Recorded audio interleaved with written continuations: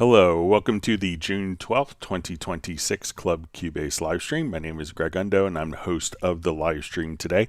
If you've not attended a live stream before, how it works is you can ask questions in the live chat field, or questions can be sent in advance to clubcubase@steinberg.de. When asking questions, realize that my ability to answer questions in kind of a real-time manner may soon be eclipsed with the number of questions that come in. So if you don't see an immediate response to your question, if we could avoid asking the same question repeatedly, that would be appreciated. It just kind of slows down the whole process. When asking questions, it's also helpful if you could indicate like which program version you're running. So if it's Cubase, it could be I'm running like Cubase LE, AI, Elements, Artist, or Pro. There's also the version number. So if it's Cubase, you can say version 12, 13, 14, 15, and which operating system. That information is often helpful. We should have an index of all of the topics that are discussed in today's live stream pinned to the top of the comments field. Several hours after the live stream ends, and if you wanted to, those will be with timestamps so you can quickly navigate to particular topics. We also just should have after the live stream ends. So look for that. Sorry, I'm a little distracted reading some comments here. If you want to search for topics that have been covered in previous live streams, you could go to cubaseindex.com, and we want to thank Jan from Stockholm for creating that website. So it allows you to search through over 2,000 hours of live streams with over 44,000 different topics. We want to give we'll give a special thanks to Jan for creating that site. We also will give a special thanks to Jazz Dude and Agent K, who serve as moderators. They're not Steinberg employees. They just do it to make it a better community experience. So we want to give a special thanks to them. We see some people are indicating Jazz Dude isn't on yet, and everyone is sad that he's not on so far. Maybe he'll be popping in. And again, they're not Steinberg employees. They just do it again to make it a better community experience. We'll also give Jazz Dude a shout out for his work with the unofficial Cubase Nation Discord. So it's a great resource of information that's really set up for and beneficial for the Steinberg community. So once again, my name is Greg Undo. I work for Yamaha Corporation of America, and I primarily focus on Steinberg products. And I am the presenting today. And if you are watching us live, please feel free to introduce yourself and tell us where you're from. And let's go ahead and get started. All right, so we see Stefan Larsson joining from Sweden, as well as Klaus Olsen joining from Malmö, Sweden. VS Terranova from Amsterdam. We have Adam Langford checking in from Bedfordshire in the UK. All right. So Adam, I got your question about the ESP software, about kind of getting it back to the default from the XL or X8L file. So I reached out to one of my colleagues at Yamaha about that to see if there was a way to get that reset. I don't have one of the files to kind of play around with, but I haven't heard back from my colleague yet, but hopefully maybe throughout the live stream, because if I get a response, I will let you know with that. All right. All right, so we see Uno Momento joining from Finland. We have Roland Stuff joining from Sussex in the UK. All right, so we have Tron Music saying hello. We see Beverly Beatty joining from Vancouver, British Columbia, Canada. All right. All right. So we see Chibablo joining from Germany. Thanks for being on with us and part of the community. All right, so we see Benny just says got back from surgery, then fits perfectly with the world's best live stream. All right, we hope you recover well. All right. All right, wonderful to see Dallas LaRue back from Las Vegas. All right, Eddie on drums just is giving a big go Yamaha. All right, we see Jay Tyler from Arizona.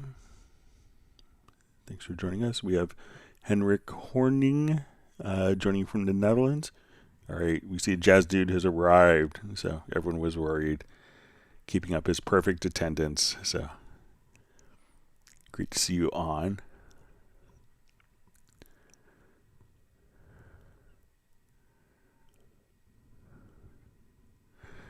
All right, so we see from Jay the Jolly, might start marking questions with the Q. Greg, for you personally, are there any hard or software products from Steinberg or Yamaha that you think are overlooked and actually secretly awesome? I've been diving more into Hallian myself this week. So, just kind of learning like kind of more like super detailed level. And that's always an unappreciated. It's always an unappreciated product just for kind of the raw power and the multiple forms of synthesis and blending them. And, some people, it's obviously a complex product, but I think once but it's dealing with a lot of complex things. So I think Hallian is really underrated. I think, utilizing the included plugins. There's a lot of plugins, and sometimes I think Steinberg may not, is kind of viewed by many people as being obviously creators of Cubase, Nuendo, Dorico, and people think of us as kind of like the host application, but I think that you're missing out if you're not really embracing like the built-in plugins. As much, the more that I explore kind of third-party plugins, kind of the more I appreciate the included plugins that come with Cubase.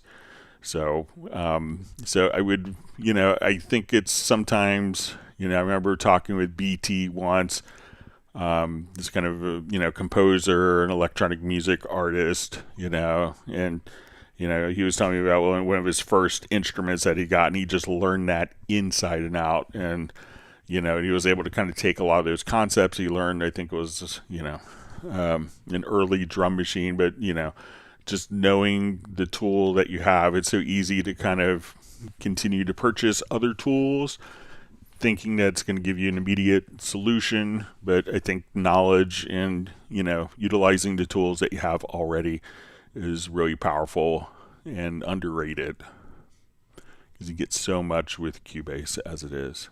Great question, Jay. All right, so we see Matt Elston joining. We have Vince joining from Winnipeg. I think Vince picked up a copy of Wavelab Elements on sale. Okay, RKO7409 asks, hey, when I type notes in the global notepad, cursor moves to start after typing a few words. I haven't come across that, but let's take a look. So we'll come over here to our project, to the notepad. So I'll just type some nonsensical words.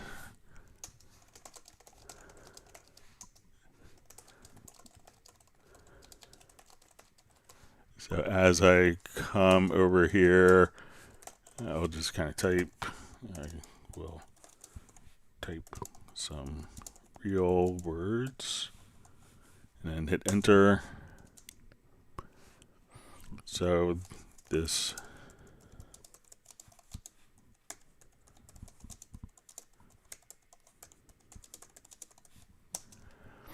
So it seems to function as I would expect it to. Let me know if I did anything differently, and see if maybe there's like something on your keyboard, like the physical computer keyboard, That's maybe, like I've seen sometimes a mouse pad resting on enter key. So every time someone would type and they kind of would move the mouse, that the enter key would kind of get triggered. But that seems to work kind of as I would expect.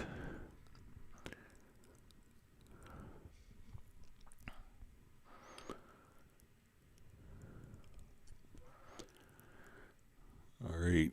You see Tim Weinheimer just says, I figured out the issue with the file error. I sent a second email with one. Can you get the answer? So I think Tim's second question was regarding WaveLab. I don't have about where to save the imported audio CDs to.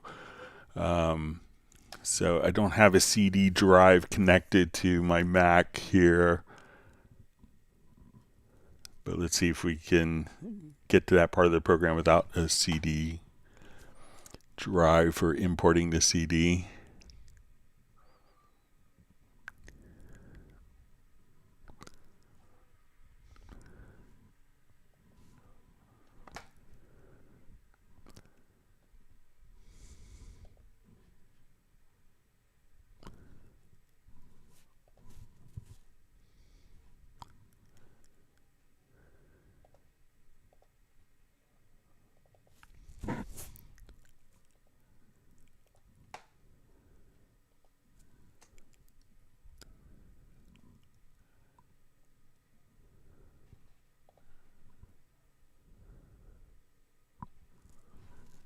Right.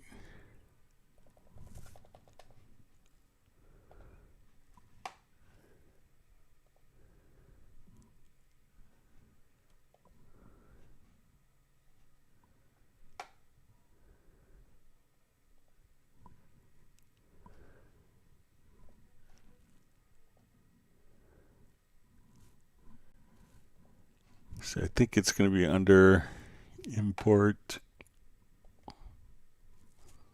and we'll say audio CD. All right, so I think when we click here on the output, that here we could just say, okay, select our destination folder. And then you could just kind of choose your destination folder here at the bottom. So it doesn't go to your C drive, but to your D drive as you indicated. So let's say I just want to come over here. So I'll just say, we'll select the destination folder. We'll go to desktop.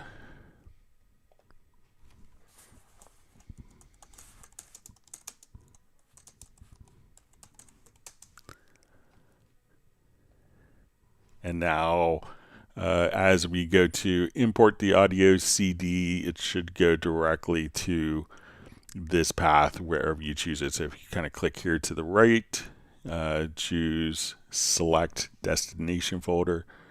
So let me know if that works for you, Tim. And I could, right after the live stream, I could send you a screenshot from my Windows machine where I have a CD, DVD drive still as a part of the system. All right, so we see Eddie on drums, 55, joining from Oklahoma. Thanks for joining. All right. See, Jazz Dude is working on a new template for the drum machine and patterns with version 2. We're just happy you're here with us. All right, so we see Eddie on drums, 55, says I just used a Spectral Layers extension within Cubase 15. For those of you that are looking for how to figure out how to do that, so if you're not familiar with like ARA extensions, what it's going to allow you to do is to, basically launch a different editing environment within Cubase. So if we wanted this to, this audio file, when we double click here to go from the sample editor into Vari Audio, we would select, or into Spectral Layers, we can now just select the particular track, go to your extension, we'll choose Spectral Layers, and now as we double click here, we'll take this audio file, and now that file has been imported directly into Spectra Layers.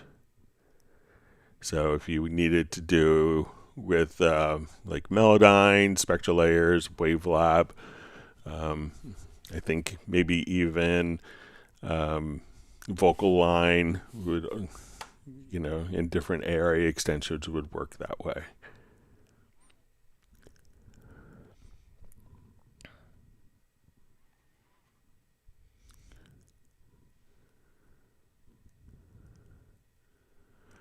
All right, so we see Tim K joining from Zeist in the Netherlands.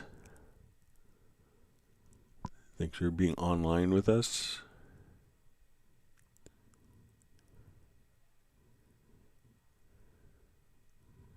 His cat Buddy is waving a paw hello to my cat Steven, Mark Graves' dog Stella, and other pets that are nearby.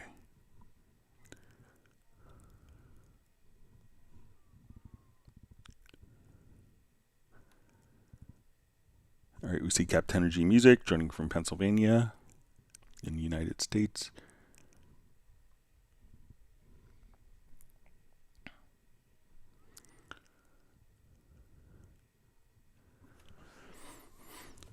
All right, so we see a question from Jay the Jolly. He says, to answer you on Hallion, I've had a blast with Hallion Sonic. I like Contact, but have not for sure been looking at Hallion for taking over most of the orchestral flavor on my stuff. It's awesome. So yeah, definitely, it's a beast of an instrument. So I think One Man in his songs, YouTube channel, he does a great job he has wonderful tutorials on diving through Hallion that I highly recommend.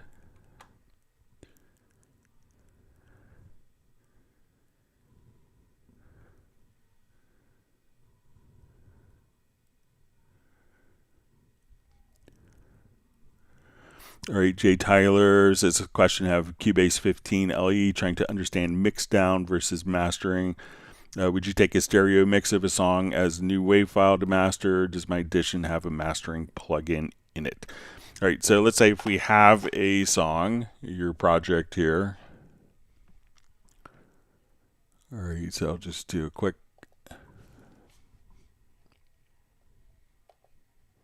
mix down. So, mastering can mean different things to different people. Sometimes it's going to be, enhancing like an album worth of, or like multiple songs together so they make kind of a cohesive package, so that, levels can be kind of worked with. So when we come over here, I'm going to take this, I'll do like a short audio export of this song. So let's say, let me check my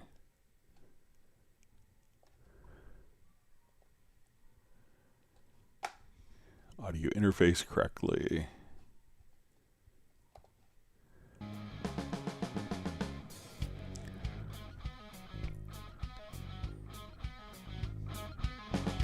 All right, so if I want to do a quick mix of this song,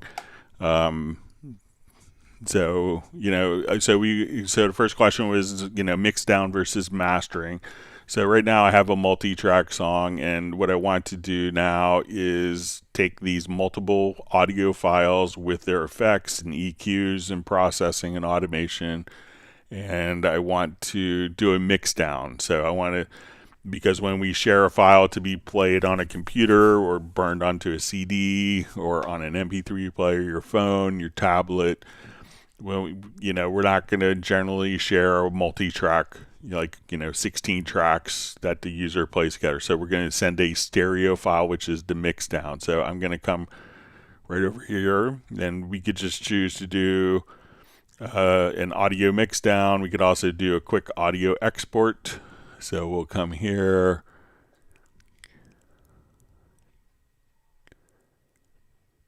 I'll just give it a different name.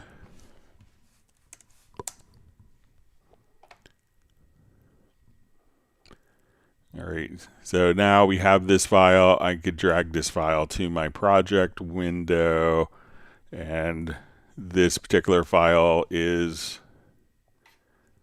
the mix down file. So this is a stereo mix of that file. So when you play it, this is going to have all the instruments instead of this drums being on their own particular track. Everything is going to be on this one file. Now, once we have this file, we may want to enhance the sound of this, and this is often what people call mastering. So you'll have then common mastering plugins, maybe like, compression, limiters, as well as EQ. So let's say now I have this mixed down and I want to kind of beef up the sound. So as we're working with this, I'm going to just come right over here. Let's run it through some processing. So even to use kind of if I had Cubase LE, which I think you mentioned I had, we could go to our EQ.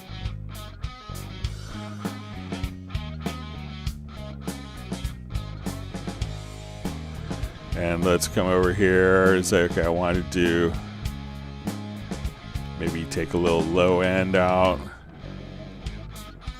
We could go to the channel strip here. So let's run it through maybe compressor. So we could kind of tame some of the dynamics.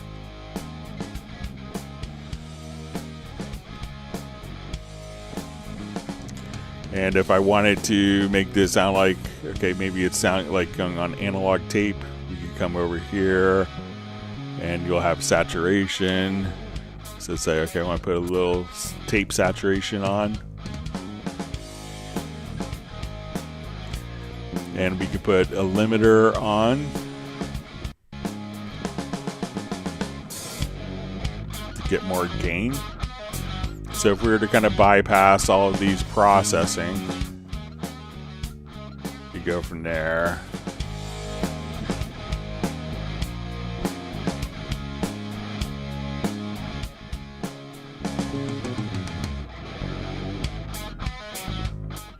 And generally when you take your mix like that, people give you money for, improving it like that.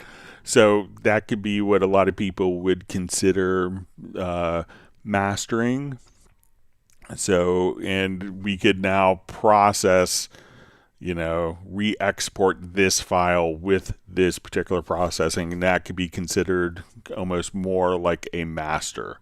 So you could use built-in plugins with the channel strip. You also could use compression, EQ as plugins. It'll often give you the same results, but kind of a different presentation of the processing. So that's how I would explain mix down versus mastering. And so let me know if that makes sense. All right, we see Brian Sawyer joining from Yuma, Arizona. Thanks for being online with us today, part of the community. Hope you're doing well. Hope it's not too hot there. We have a heat index of 105 degrees in Washington, D.C. area today. All right, so Jay Jolly says, hope you are all having an awesome time with Cubase, man. I'm still having tons of fun since I switched to it. Thanks for the community, too. I felt welcome. Old Daw had a snarky community, I felt. All right. All right, so Brian says, got to hit the like button. He's going to watch later. His carpet's being installed in his studio, and his wife has a doctor's appointment. Good luck with the appointment and your carpet installation. It's great to be making progress, I'm sure. Brian had moved recently from North Carolina to Arizona. Finally sold his older house. So, all right, Brian Sawyer wants everyone to mash the like button. All right, so we have Lawrence from Barn Door Recording, checking in from Rhode Island. We see Sable Winters on from Bay Area, California. Great to see you on, Sable. Thanks for being part of the community today. All right, we have Peter Raymond joining from Winnipeg.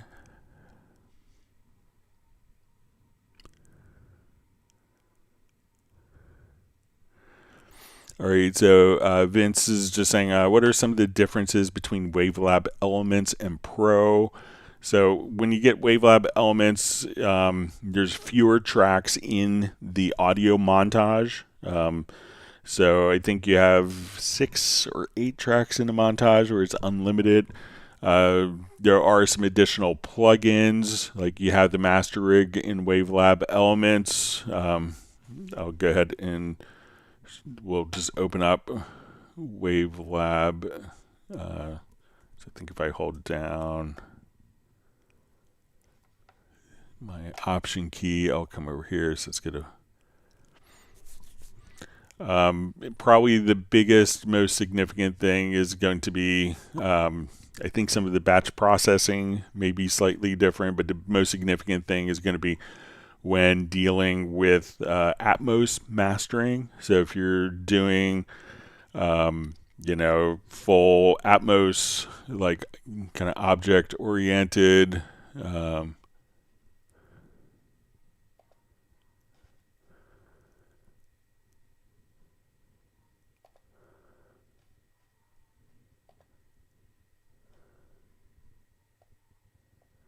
see if I can get it open here. So, if you're doing like stereo mastering, Wavelab elements would be fine. So, like, if you had to say the one sentence thing is Wavelab elements is going to be stereo mastering. And if you go into more, if you go into, so let's say we go to our audio editor, let's create empty. So we'll just import a file.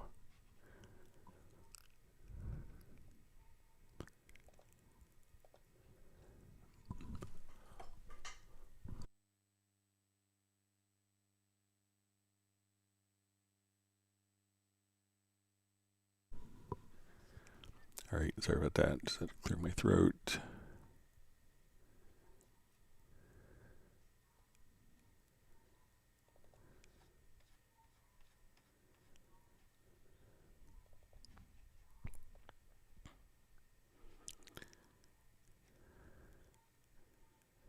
So I will just see if I don't think, I guess we can't open a 5.1 file. So you could do 5.1 playback and editing, but it's going to be more, I would say the one sentence answer would be more kind of like for Dolby Atmos when we go to some of the plugins for processing. So if I come over here, like the master rig may not have, may not have like the same number of, just open a different file here real quick.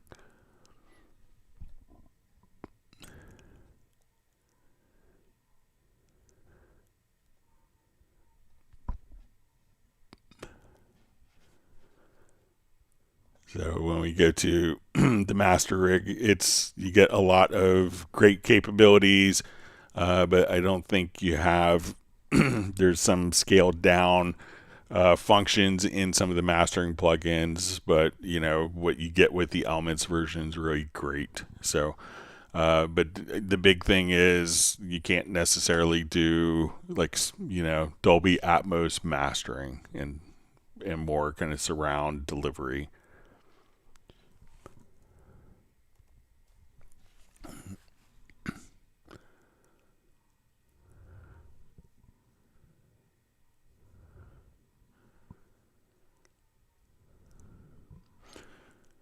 All right.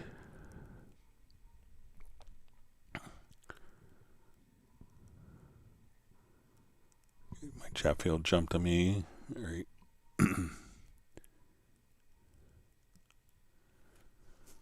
There you see Tim Weinheimer says BT added creativity, was an engineer, helped in sync and produce them as well, as my memory serves me right. So yeah, I think he did projects with them. I think he may have done a Madonna project as well at some point in film work. So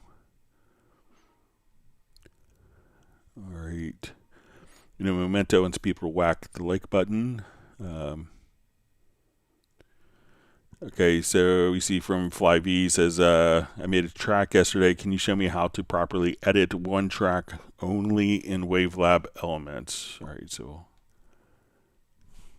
good. Open up Wavelab. So let's say I want to do like some 2-track editing. So I'll come over here.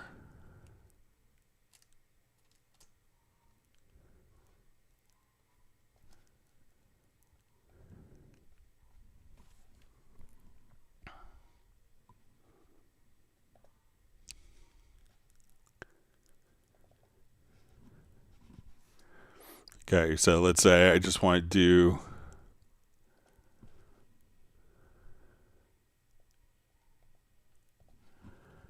let's say I have my, let's check my, usually run the pro version, so let me just go to my preferences and set my,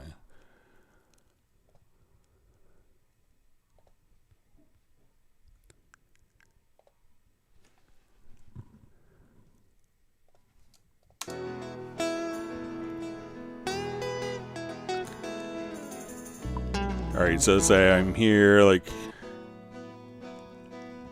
okay, maybe I want that to fade in to there, so I'm just going to come over, okay, let's just do a fade in of that part of the beginning.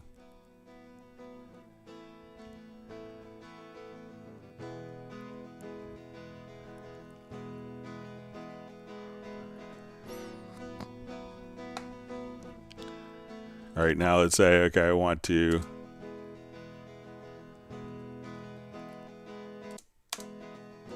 so if I wanted to kind of just take out like a portion of, like, okay, I don't want this to repeat, so we could just say, okay, I want to play this,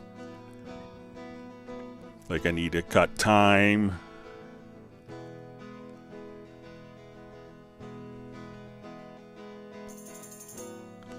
So let's say, okay, I want this to play to like right here, so we could just say,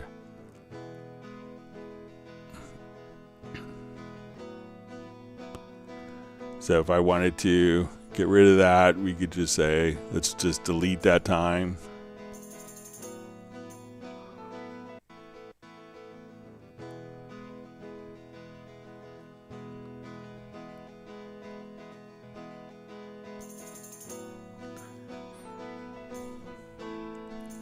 So we could take out portions of a file if I wanted to come here. And we could also just kind of look at our views of the audio. So let's say I want to take that section here, and so we'll play just that.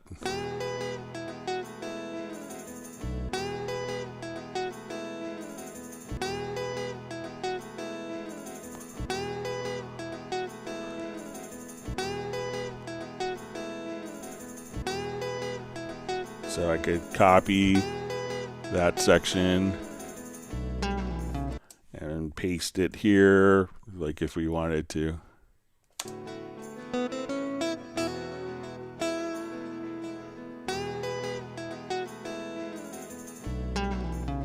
So this way we could, now once we have like our file here, I could also just say, okay, I want to go to my processing.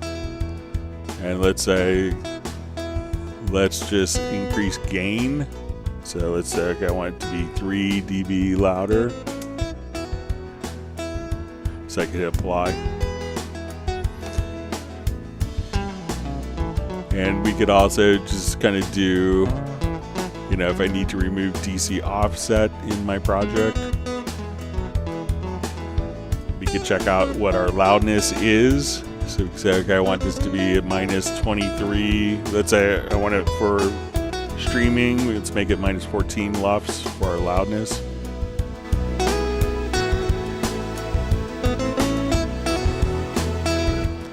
So if you wanted to be able to do that, now you could also just come over here, you know, markers. And if we now wanted to apply, like, let's say some of those mastering plugins to it. So if I wanted to come to master rig,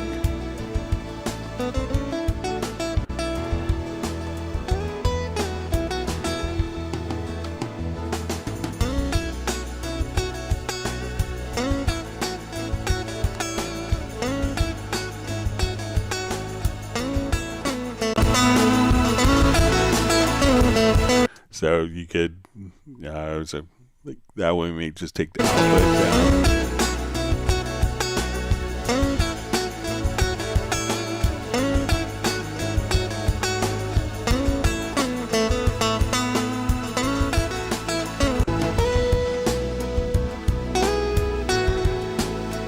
And then once you're done, you could render the result of that file and have kind of a mastered song. So, you know, you have like your editing and then kind of further processing on the entire chain, like the entire mix down process that you could do.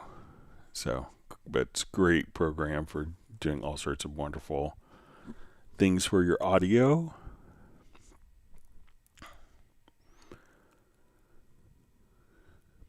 Okay. All right, Tim Weinheimer saying hello to a bunch of people on the live stream. All right. Jay Tyler says thanks for the mastering explanation. It helps and makes sense.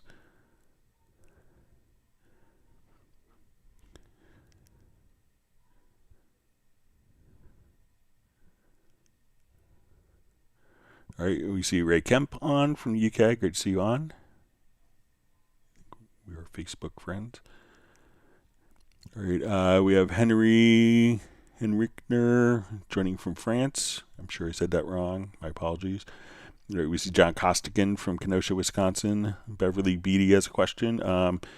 Is there a way to have multiple mixes within Cubase, like in different mixes going on with the same project and move between them all to choose my favorite mix? So one of the things you could do, and this, you know, maybe a good idea to do before you do extensive automation, is you have a concept called like mix console snapshots. So let's say I'm going to come over, and sometimes I will do this, like let's say, okay, I have, like maybe I worked on a mix, and I'm like, okay, and let's say I've lost confidence in my mix. I'm going to take just a mix console snapshot. All right. Then what I'm going to do is I'm going to select all of my tracks in this project, and I'm going to just bring down all the faders and start from scratch. So I'm going to come over, we'll activate our Q link. All right, so now I want to build up just a quick mix, like just kind of like maybe like a quick static mix of levels. So we'll come here, let's take our kick.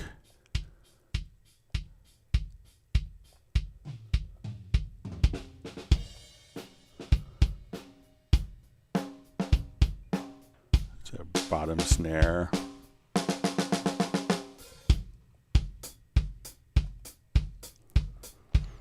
All right, so we have toms.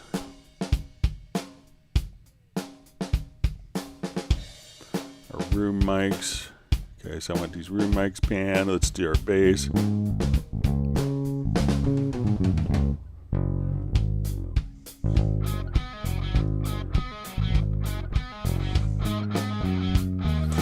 All right, so let's say, okay, maybe I think this is, okay, I'm going to take a snapshot.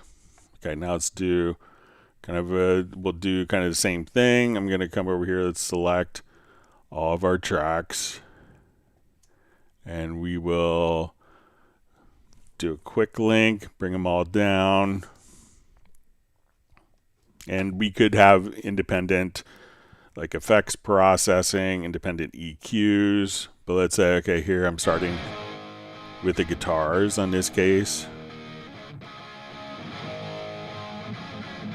And let's say I want the guitars to be panned more in the center. I want the bass kind of softer.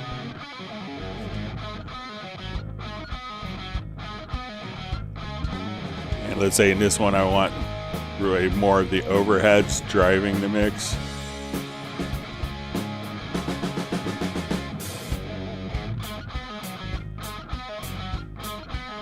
All right, so I'm going to take a snapshot of this. So now what I could do is just say, okay, let's go to Mix Console Snapshot 1.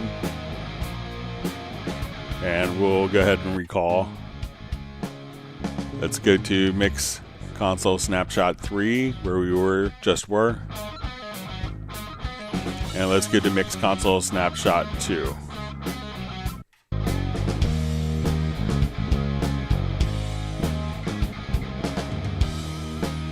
So now, if I wanted to update this snapshot, I could just say, and we could just say, okay, Do I like 2 or 4 better? Or was it 3?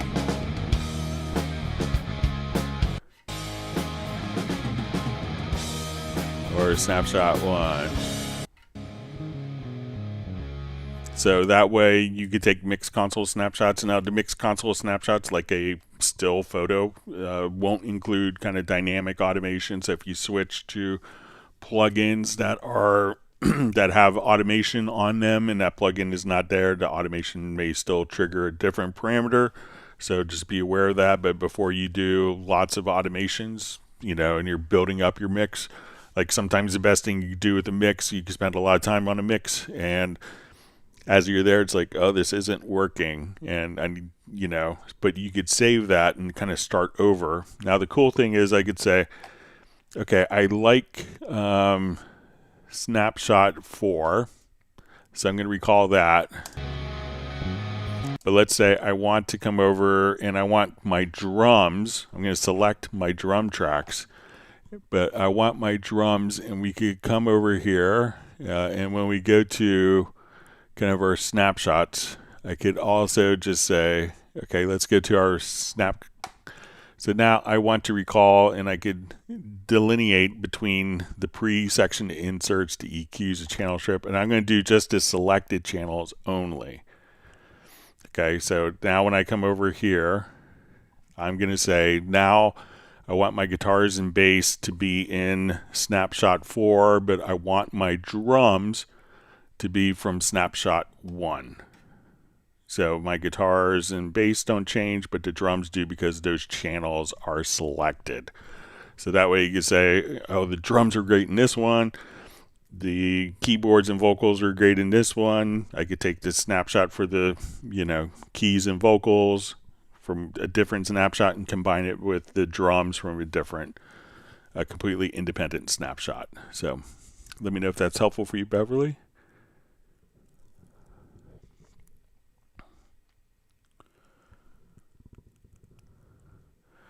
See, Tim K is just saying, useless, odd musical trivia, the Pennsylvania 65000, as in the big band song is the telephone number for the Pennsylvania Hotel in New York City.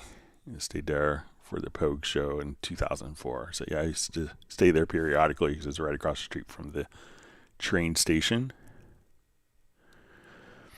All right, so we see Eddie on drums. Does the new Yamaha MGX series integrate into Cubase? So it will function as a audio interface, so that you could just simply have multiple inputs, and I believe you can record 22 channels from like the MGX 16V, so that will allow you to record up to 22 channels of audio from like the new MGX audio mixers from Yamaha. So they're not going to integrate, they don't do any control surface functionality. I don't think that they do transport control. But it's not going to function as a control surface, but you can use it as your audio interface, and the mixer itself has effects for monitoring and stuff like that.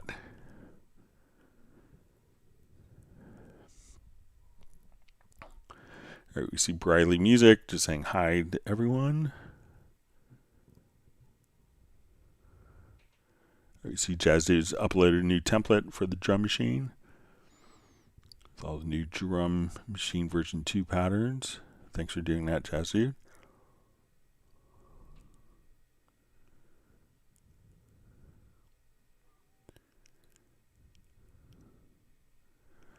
All right, we see that Tim Weinhammer also saw the Pogues in 2004. All right, so we see from DJ FK. Shug says, would you master in Wavelab or in Cubase?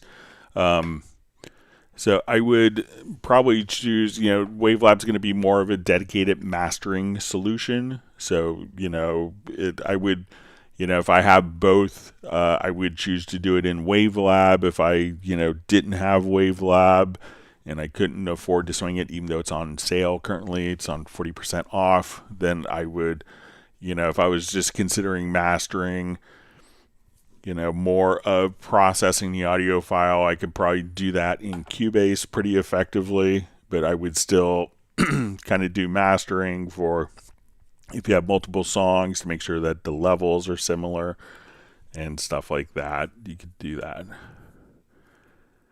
All right, so we see from Briley, Music and Wavelab do background noise removal. Would spectral layers be better for audio cleanup and restoration? So kind of different approaches. So if we have, so with spectral layers, we could find, like, let's say if we have, let's see if we have maybe an overhead mics here, you might hear, or like be even in the guitar parts, we would hear. So let's say we want to get rid of that guitar buzz. So in spectral layers, what we could do is come over and so I'm going to take this, we're going to select this track, we'll go to an extension, and we will choose to open this in spectral layers. All right, so now when we double click, we could kind of see our noise floor here. So let's say as we play. All right, so what I want to do is I'm going to just kind of select like this area where we just hear the guitar hum. And when we go, and this is in Spectral Layers Pro, but you come over here, we could say, let's go to, we want to go to our denoiser. So we'll say denoise, and then we want to register the noise. So we say we will take that hum and noise from the guitar, and we'll say apply. So I'm going to now just apply that for kind of the entire file. So now as we would play back this track,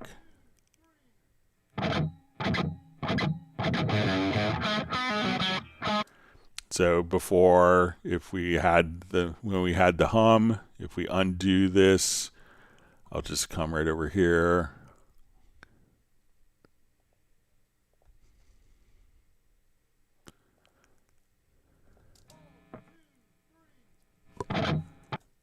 So if we,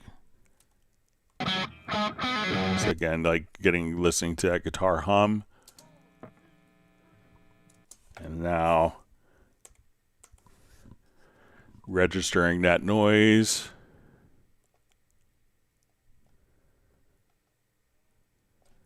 Going to the modules to denoise. So once that noise is registered, I will just apply it to the whole file. So that will take that noise out when, other elements are going on at once.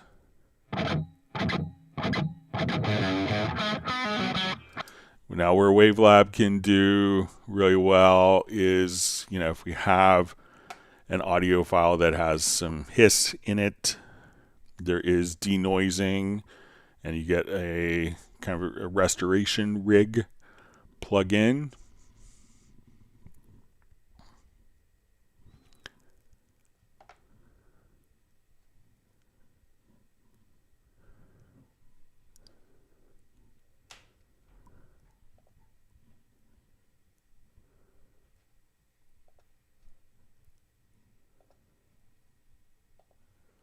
All right, let me find, I think I have a noisy audio file that we could use.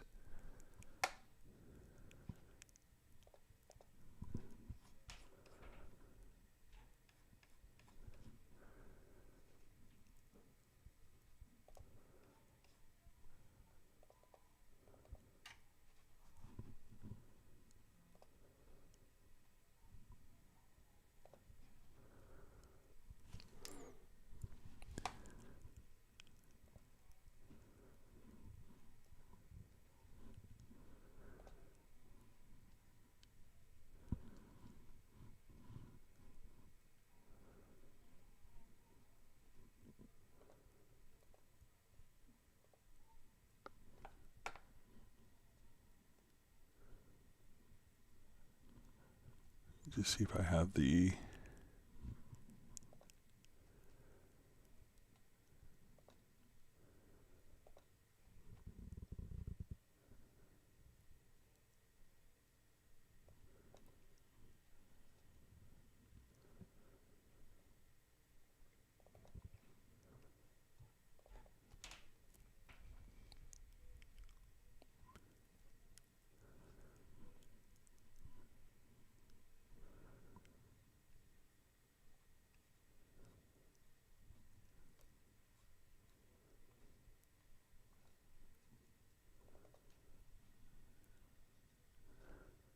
Okay, so let's take all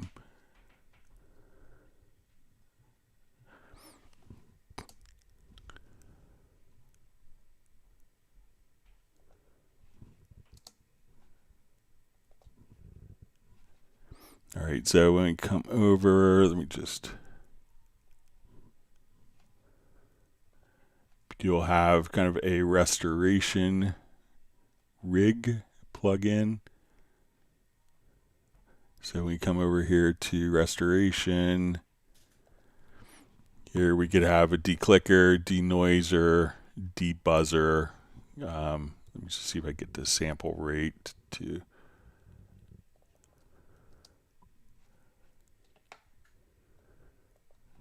Let me just check my.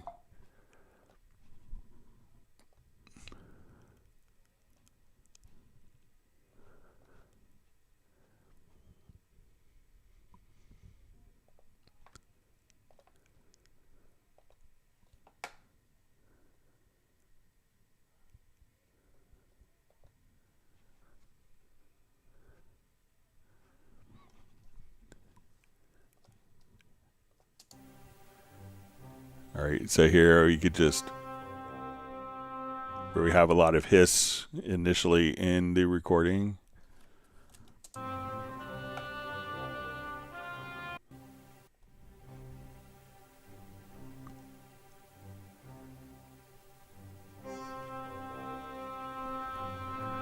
So now if I want to come here,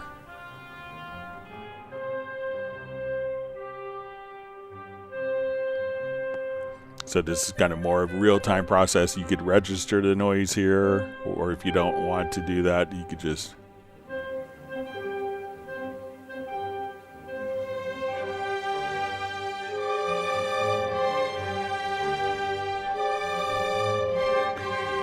And even in Wavelab Elements, you get kind of a version of the restoration rig as well. So you have denoising. So you could do it in spectral layers or in Wavelab. So let me know if that makes sense.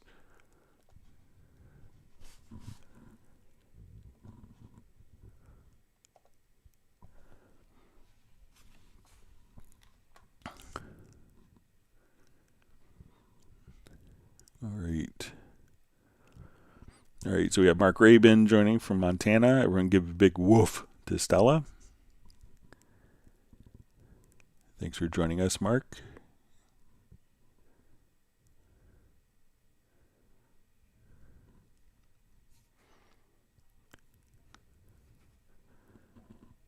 Okay, you see Jazz Dudes post a link to the current Steinberg sales promotion. All right, so you see Fly V says so many new things. I can't wait to get pro. All right, so Brian will be joining us on Tuesday. Good luck with all of your errands and appointments today. Looking forward to seeing your new carpet in your studio in the next Zoom social meetup.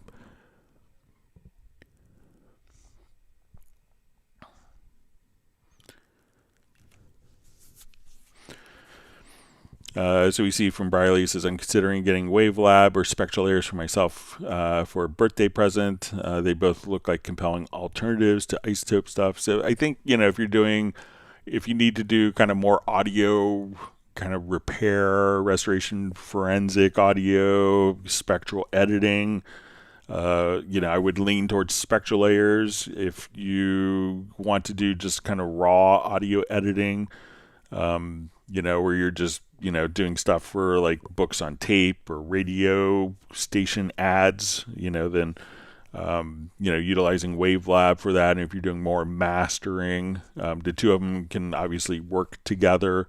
Wavelab is currently on sale, so that's a good thing as well. All right. See Uno. See Mark Rabin checking in on Uno. See how everything's going from in Finland. All right.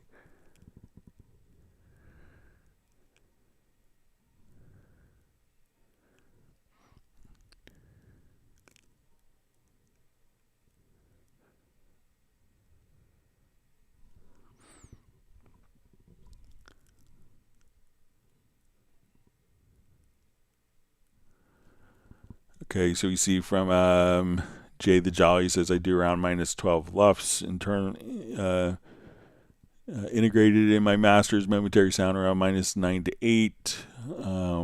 Short term minus 10 to 9. Should I bump minus 12 to minus 10, or is minus 12 fine? I care mostly to be loud enough for digital without squash. I think most streaming services kind of aim for like a minus 14 LUFS. I think that's kind of what, like, Spotify and Apple Music and Amazon and YouTube and other streaming services kind of, I think kind of are seeking a minus 14 LUFS. And if it's broadcast, minus 23 LUFS.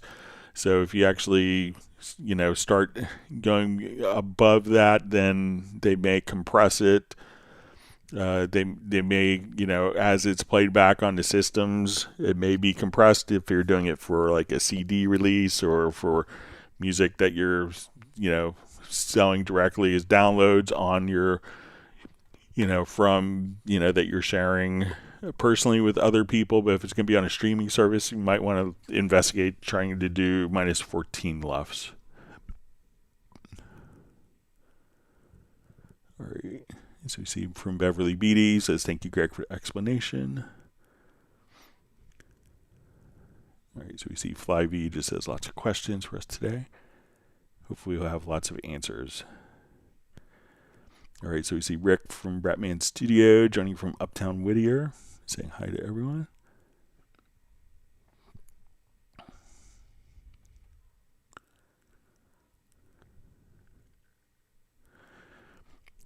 All right, so we see what is 5.1, a type of surround. So, when you're dealing with, for many, many years, there's kind of probably starting in popularity around 2000, was like 5.1 audio. And that meant that there was 6 channels of audio, and they were kind of fixed. So when many times when you go into a theater, you'd have left and right speakers. You'd have left and right surround. So 1, 2, 3, and 4. The 5th channel was going to be the center, and that's going to be in the center front, and that's often reserved for dialogue. And then the 6th channel would be the LFE, or the subwoofer, for low frequency effects. So this way you had 6 discrete, 6 channels of audio, and that audio would always go to that particular speaker. The problem was many people, I rarely ever saw a 5.1 system set up, and people would get a DVD player and they would get like a 5.1 system and realize that, maybe they couldn't put the surround speakers behind them, so they're off to the sides, or so the speaker configuration was supposed to be kind of like where you were sitting in the middle and you were kind of equidistant between all the speakers. That was kind of the ideal listening environment. So if people had that, then it would be really cool. Sometimes people would have, 6 different speakers. So, many engineers would ideally want the listening public to have the same like speakers between the surrounds and the front channel speakers, instead of, what happened in a lot of home theater systems is that the small speakers would have smaller speakers for the surrounds because for films there wasn't as much content going on. So when people were mixing, it was hard to actually get a true 5.1 representation. So Dolby had come out with technology that was object oriented, so that it would automatically scale. So when you did a mix in like Dolby Atmos, that it would automatically fold down and scale to whatever speaker configuration you have. So that's often called kind of more object oriented. You often hear the term immersive. So earlier systems were 5.1 that had 6 discrete channels, where the sound was always being sent to, specified speakers. In an Atmos, you kind of have a position, and whatever speakers are present in the monitoring system will be used to convey the position of that audio in the system. So that way, if you go to a theater that has 64 speakers and like 32 speakers above you, that system would automatically scale and move that audio based upon the speaker configuration of the room. So if you just had stereo, it plays back in stereo. If you have, 12 speakers, you can have it play back in 12 or 5.1 or 64 speakers. So however many speakers you have, the newer versions of kind of object-oriented audio, where the object is in its position as opposed to the object is in these particular speakers. It's kind of a different approach, but still kind of the same problem where most people are still listening in stereo. All right.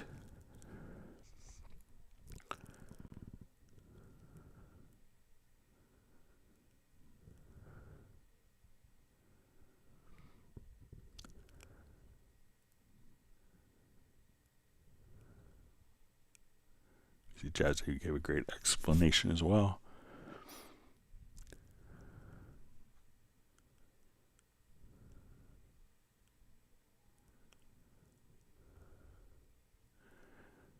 All right, so we see that DJ, FK, Shug, SHG, just worrying that nobody loves him, so we just can't pronounce your name well. So, but we appreciate you being here.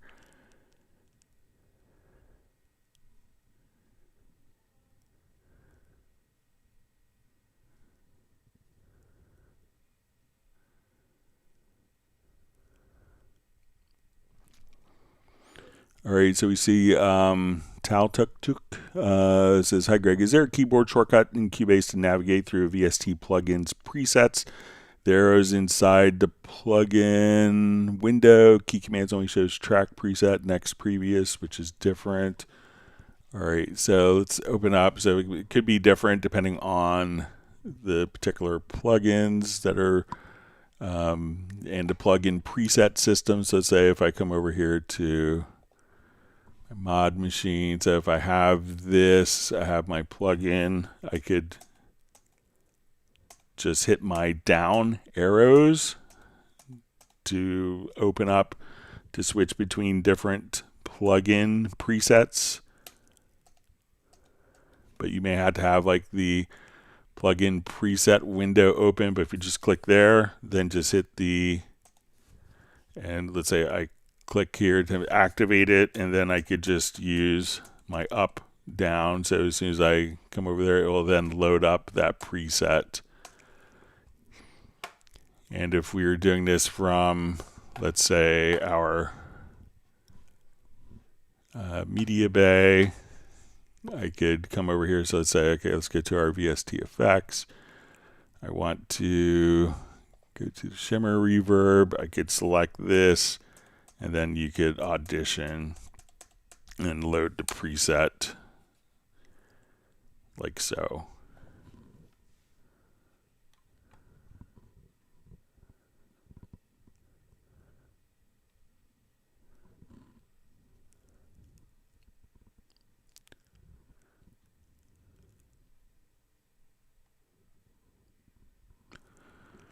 All right.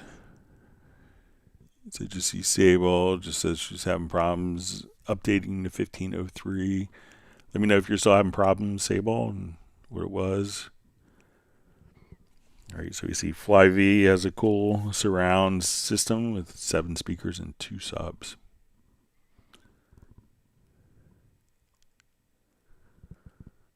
All right, and we're just seeing Jazzy saying 5.1, well done, it's a fantastic experience, but you need decent speakers. And yeah, so an interesting thing, for a while, like in 2000, Sony and Columbia was repurposing a lot of kind of classic records to be mixed in 5.1. So some of them would be, and there was different formats. It was kind of a format war between, Dolby Digital and DTS, which would, and SACD and DVD-A. So, like you had Dolby Digital or AC3, and DTS would basically encode the material. So that would take like your 5.1, mix down, and you would mix it down to a stereo file with the encoding, and then it would be decoded, played back through your stereo receiver. So it was expensive for people to do encoding, but kind of an interesting insight, is around the time. So Sony was like doing really well with PlayStation sales at the time, and then I think Xbox came out. So a lot of the money that Sony was making on, and it's obviously an expensive process to find all of the original recordings, hire the engineer or someone that is very intimately familiar with the music to remix it in surround sound. So, it was an expensive project, and we had many classic projects done in Nuendo, like Queen's A Night at the Opera by Elliot Scheiner. So lots of, if you look at Dire Straits' Brothers in Arms which is done by Chuck Ainlay. So, it's an expensive process. So Sony was putting a lot of money that they were getting from the PlayStation systems. And then when they started losing a lot of market share to Xbox, all that money dried up, and they stopped pretty much all of the 5.1 authoring and remastering projects. So it's kind of a shame. It was an exciting format. So I remember speaking with Elliot Scheiner at one point. He had actually released who is a noted engineer for Steely Dan and Fleetwood Mac, the Eagles, and just a whole slew of people. At one point, he was the person, because he had developed with Panasonic for Acura, for like Acura cars, a 5.1 surround system. So at one point he had bought like a significant amount of the inventory for of like DTS CDs, and he was selling them for people that had his sound system in Acura cars.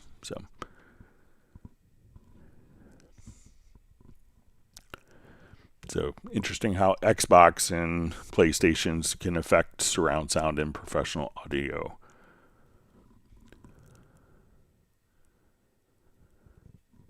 It's Jazz Dude saying the best DTS CD was on Air by Alan Parsons. Yeah, I don't know if I heard that one, but yeah. But I worked with Alan a lot over the years. Very wonderful guy.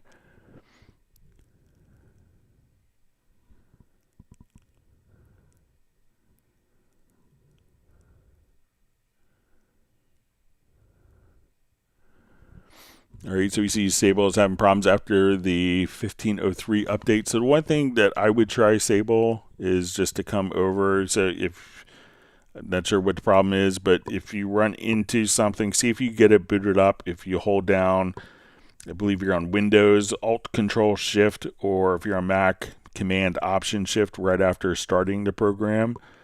That will put it into a safe mode. So try to come over here, hold down, again, Alt Control or Command Option Shift.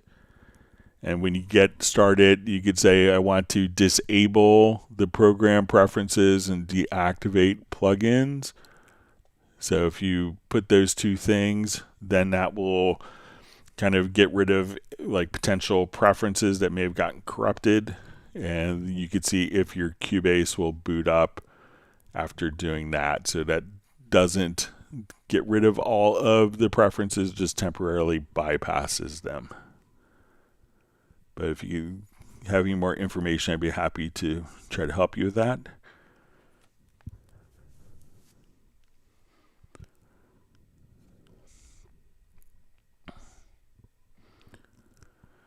All right, so we see Mark Ravens just saying, okay, maybe it's media-based scan, let Cubase sit for a while. Yeah. All right, so we see Adam Langford has a 5.4.1 system he's listening to the stream on. Sounds good. See Flyv sharing experience, or funny thing that happened to him is he had a big monitor and the play buttons were covered in Cubase.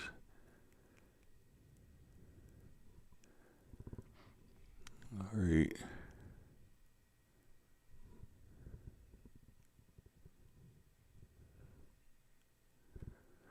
So Sable Winters says she just forgot about PlayStation. All right, so we see DJFK, SHG just says Music Maker was his first DAW. I think that was on one of the game systems.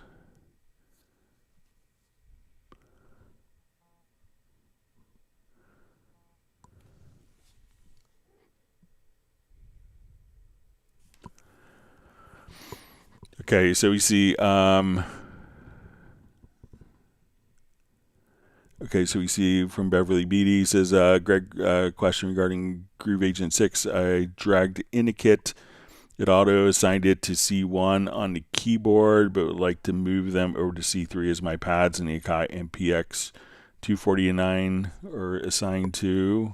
All right, so let's say if I have, I'll just open up, let's say we have an instance of Groove Agent here in this project. I'm going to cut the kit. We'll drag some samples over.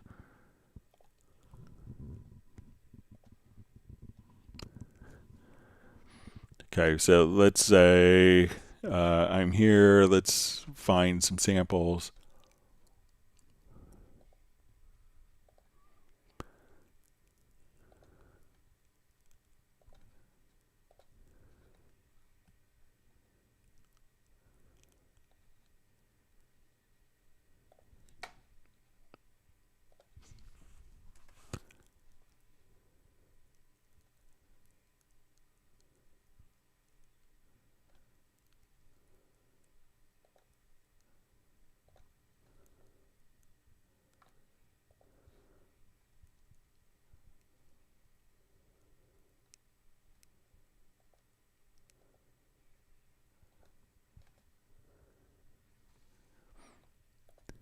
All right, so let's say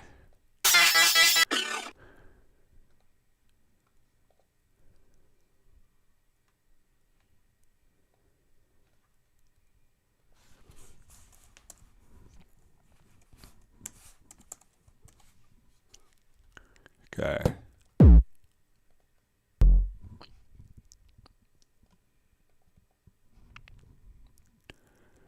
Okay, so we'll come over here. Should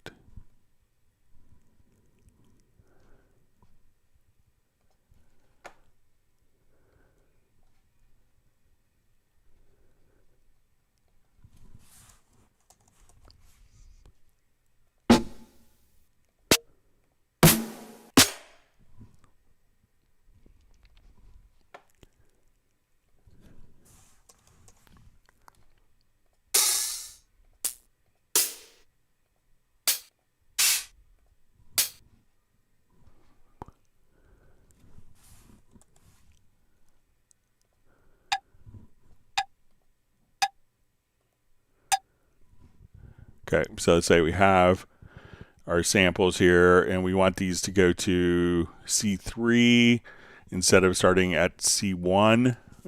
So generally most of the pads will default to C1. If you need to change the assignment of the MIDI note, what you could do, you'll see this, use hardware controller mapping. You can just come over here. So there's two approaches. One is just to come over here, and then once you have this activated, you could say edit learn trigger note. So now you could just come over here and play through all of, and it will update. So you could just trigger it directly on the octaves like that. So you could just come over here and just, right click. You could also assign the trigger note. So you can say, okay, I want it to be C3. But probably the easiest way to do it is just to come over here, right click, and then say, okay, I want to edit learn the trigger note, and just hit the pads, and the note from the pad will automatically be assigned chromatically, and you could just match it to the layout right here. So this way you could, if you wanted to, change, copy a sound from here and say, okay, I have it in this pad, so I want to take this and move it over to this bank. You could do that if you wanted to, but I think the fastest way would be just to click right here. You're going to use the hardware controller mapping, then right click on edit learn trigger note, and then as soon as you hit the pad, it'll automatically advance to the next, and you could just come right over here and just assign the MIDI notes for the kit and save the kit as a preset, and you should be good to go.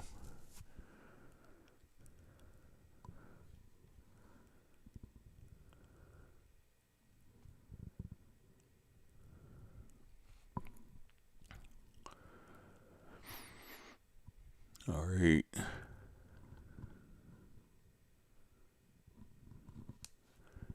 See, Mark Rabin says, wow, that's awesome. Greg Parsons is like top tier. Yeah, he's done a couple of records. It's always good to hear like Beatles, Let It Be stories or Get Back session stories. And I got to record him in concert at the NAMM show at the Alan Parsons Project. I think it was out on DVD. So, really nice guy. Enjoy helping Alan out.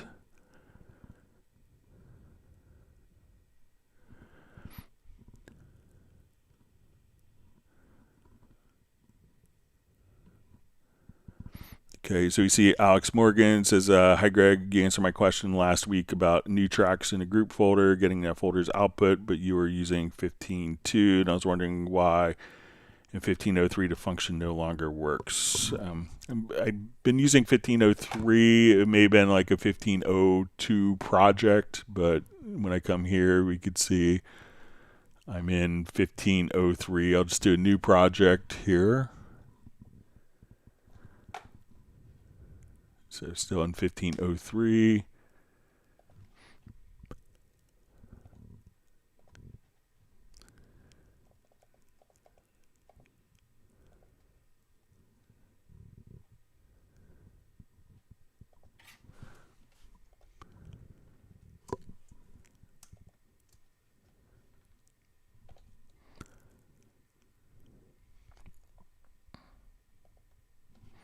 Okay, so we'll call this folder group drum bus. Okay, so now all of these are routed to the drum bus as I select my different tracks. So let's come over here. I'm going to add a new audio track. All right, we'll call this Does the Routing Take?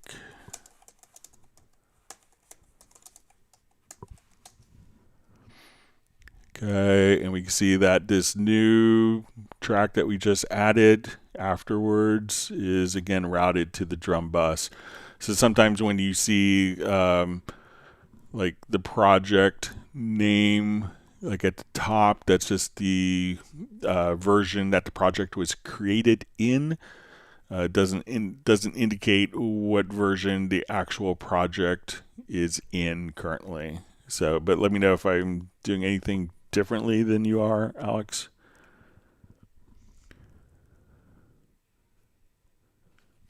All right, great to see Soren joining from Sweden. Thanks for being part of the live stream today.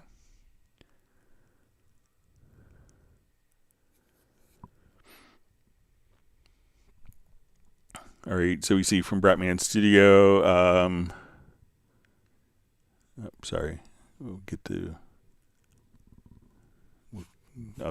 do Rick's question now since I started it.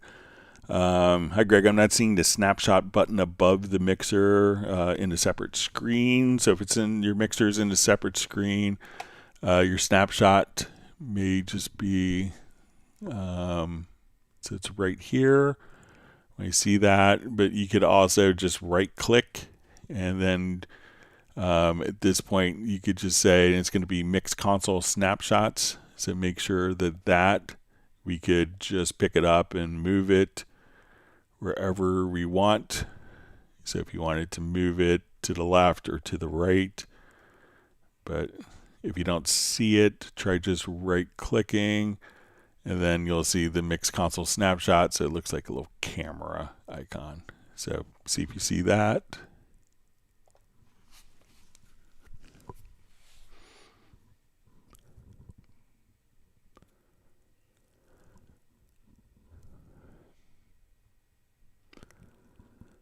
Okay. See Michael Teams joining from Weatherford, Texas. Thanks for being online with us. All right, so we see from Beverly just says, thank you, Greg. Fantastic. I think it's maybe with the Groove Agent.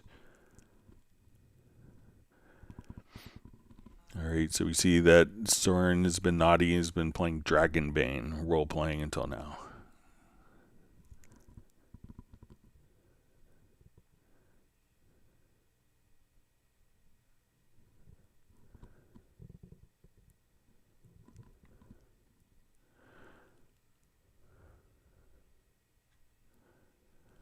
Okay, so we see from Mark Rabin, why does my fill 3 button in Groove Agent 6 always autoplay? How to make it not? So let's come over here, let's add.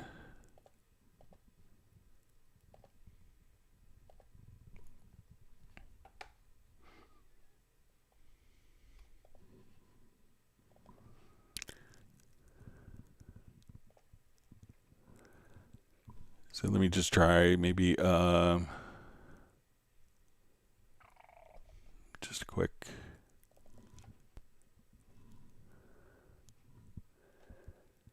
So, you know, if the fill 3 button is always blank, so generally, you know, Cubase may start with the bottom. So if I hit play here, like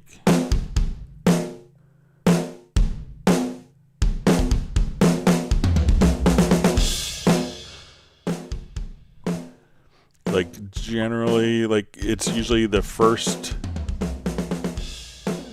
pattern that automatically plays. Like if you just kind of open it up and hit play. So you could see if it's on follow transport, and you know, if you have it on follow transport and now the plugin window's closed, it will still play and follow the transport, but usually it's going to default to the very first. So sometimes I know people didn't get into Groove Agent because every time they hit play, it just played an intro and kept repeating the intro as opposed to like the pattern. So make sure that you don't have like that selected, and if follow transport is on, then it, you know, so now when I hit play or stop, it's not on. And if I have follow transport, even with the plugin window closed, you know, people go, oh, why do I hear drums? Just, you know, I don't see anything. There's nothing in my project. I'm still hearing drums. And that could be just because of, you know, the audio follow transport setup here. But it's usually, you know, so let me know if your fill 3 for some reason is like the first pad. But it's usually the first pad that is selected by default. Guess it has to select some pad. The first one is okay.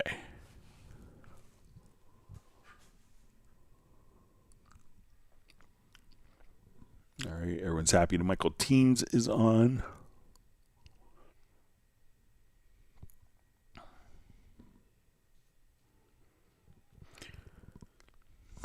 Let's see, Mark Raven just says, as far as Parsons, the Clocks in Dark Side of the Moon was his prior recordings. They integrated into Dark Side of the Moon.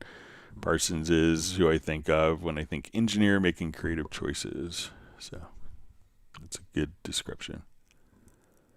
And I thought his, you know, he's obviously worked on some of the greatest projects, but I think also what's really interesting is kind of a engineer producer who turned into an artist as well. So it's very interesting, kind of going from engineering and producing to becoming an artist as opposed to the other way around.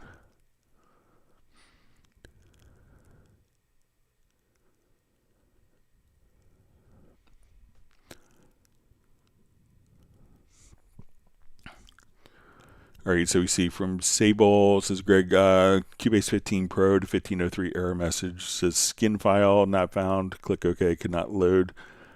GUI resources, clicked OK. Cubase shutdown. It's happened after an incomplete install from download assistant. So what I would do if you had like a download assistant issue, you could always try just go to, we'll say Steinberg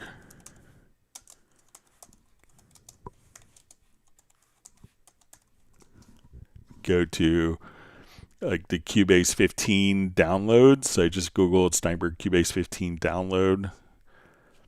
So when you come over here, we could choose whether you're on Mac OS, if you're on Windows ARM or Windows 64, that you could just come over here and install.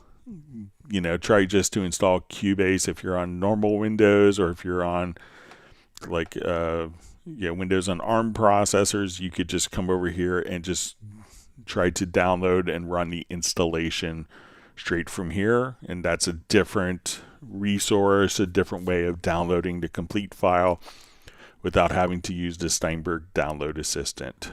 So again, I just Googled Cubase 15, Steinberg Cubase 15 downloads. Scroll down here. If you're on an Intel or AMD processor, you could choose Windows x64 or Windows for ARM processors. So that's if you have the newer laptop processors from Qualcomm. So, or Mac OS. So see if you could download and reinstall from there, Sable, if that makes a difference for you.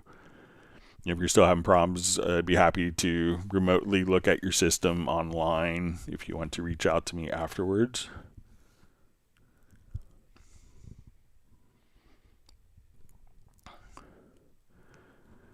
All right, just see.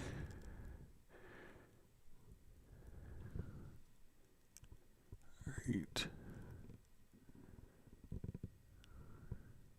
See from Michael Teams that you had to run errands today, and you had traffic in and out of Fort Worth was a bear, forever working on the roads here. So, and he's passed on 1 gallon of lemon meringue pie ice cream. Yeah, I know I've been visiting my brother in Houston for 30 years, and there's still some overpasses where there's one guy in a jackhammer that's been working on a road for 30 years, I think.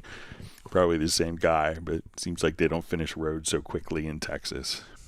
I have to say in Virginia, they're pretty good about it. But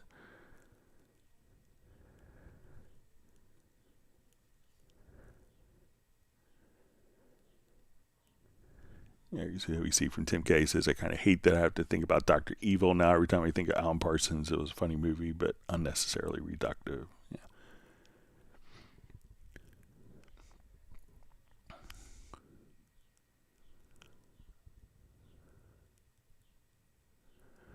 All right, so we see John Barry got his moving the Hallian presets to open up in Sonic. That's good.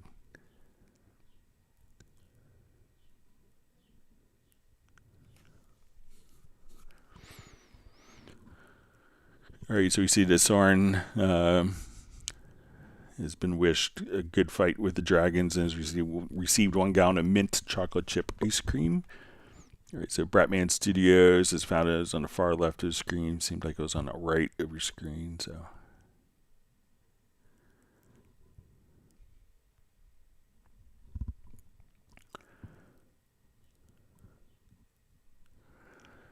all right, so we see from Mark Rabin, it just says do the styles and kits. It says Greg use case, follow transport, big oak kit, lightning style. All right, so let me just look for the big oak kit.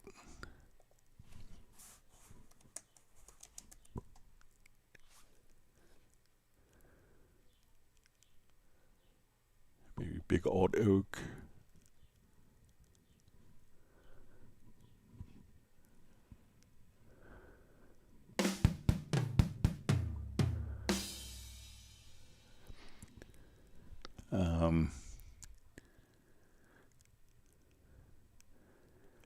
Okay, so we see Greg use case, follow transport, big oak kit, lightning style. So I'm not sure if I see the lightning style. Let me see if it's in maybe in the full Groove Agent version.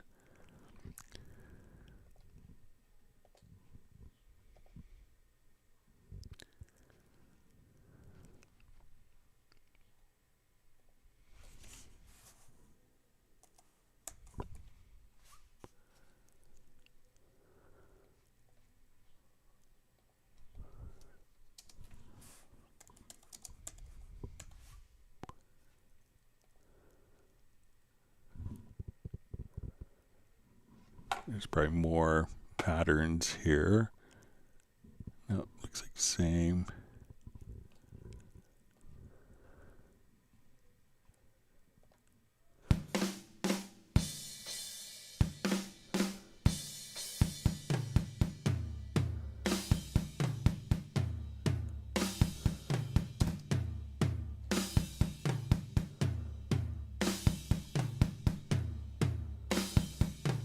All right, let's try just a different.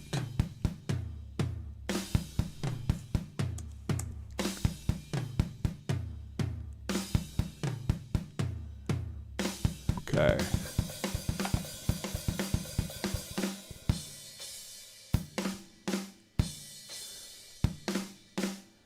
Okay, so if I have this set to follow transport,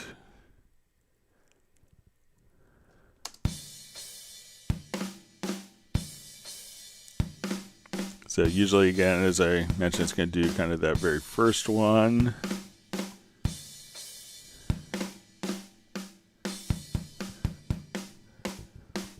Okay, so let's say I want to record this as MIDI. So I will come over here. Let's say, let's get to so MIDI inputs. We will choose from Groove Agent Kit 1. All right, and sometimes when you do this, if we come over here, we'll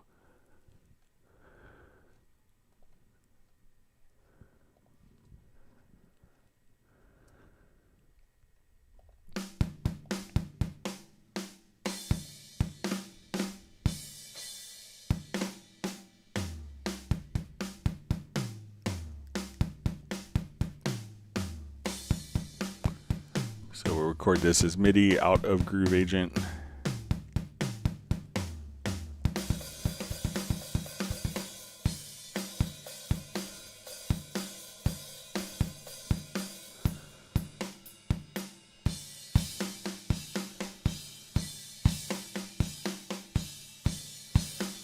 All right, and let's go ahead and play it back, see if it sounds similar.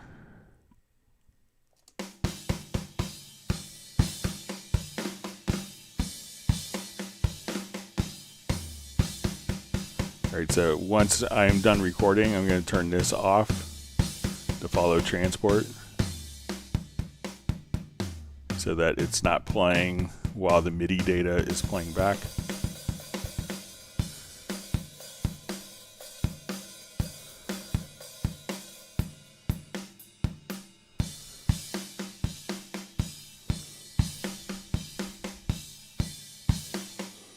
So sometimes people will still have it in follow transport after it's been recorded, and then you have the recording going on simultaneously with the MIDI information that's being sent to the plugin as well.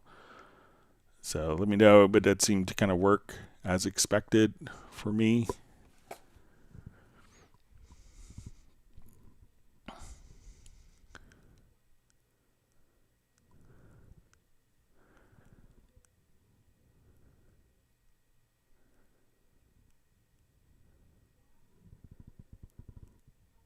Great.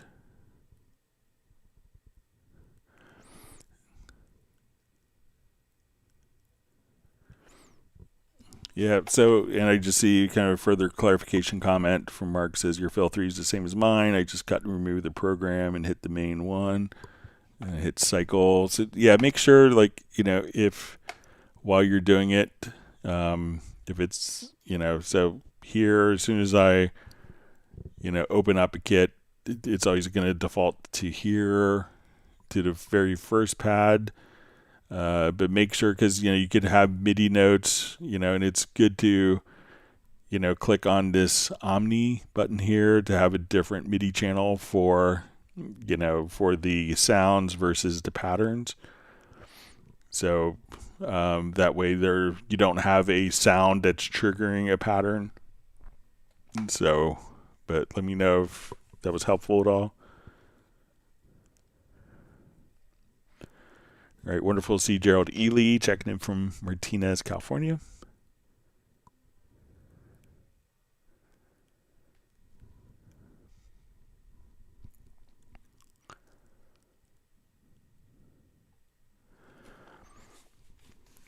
All right.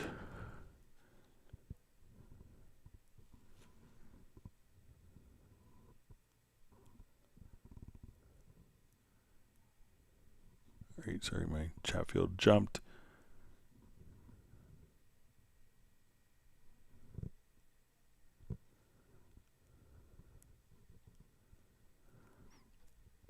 All right, so we see from Mark Rabin, Greg was Alan Parsons a artist before his engineering, or is he strictly focused on others until he realized his potential?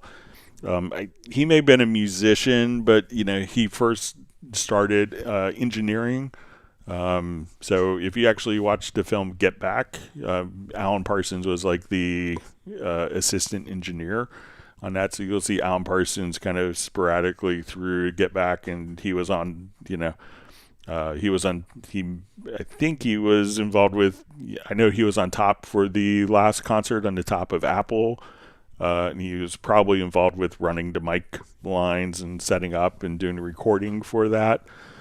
So he was an EMI engineer. So he was also, he worked on the Get Back sessions. He worked on also getting, for Abbey Road, he was the assistant engineer for that. And then he just started doing a whole bunch of stuff through EMI. So, like I think Player, Al Stewart, a whole bunch of stuff. And then I think, he's like, oh, I could do this artist thing as well. So, and then kind of migrated from kind of more studio engineer, producer, obviously Pink Floyd. Interestingly enough, I think he recorded Dark Side of the Moon, but I don't think he mixed it.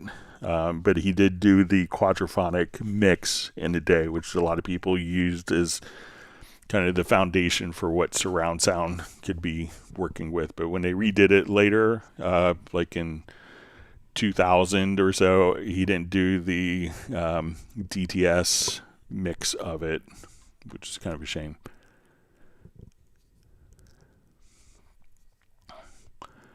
All right, George Sound Velocity. Hi, Greg. If I don't know if somebody else already asked, but do you know why I have no preview sound when using the Tonalic, either from the right side or VST Cubase 15 Pro? This is probably what you need to do. And I ran into this the first time I showed it, and I kind of felt dumb.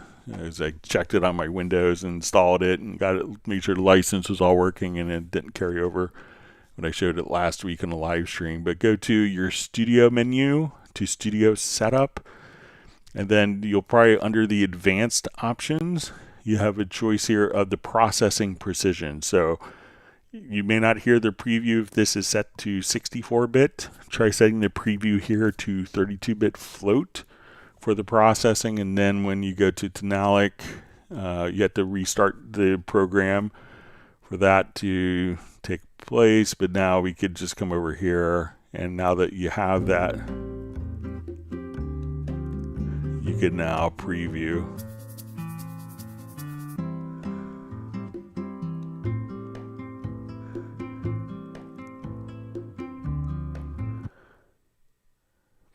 So try just to, change that setting.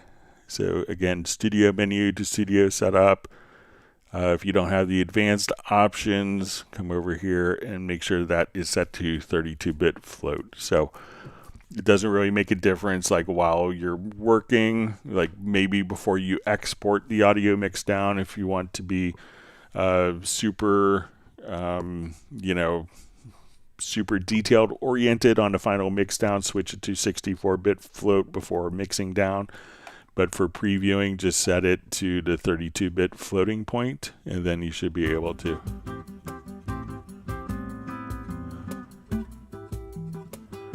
Then that should allow you to preview.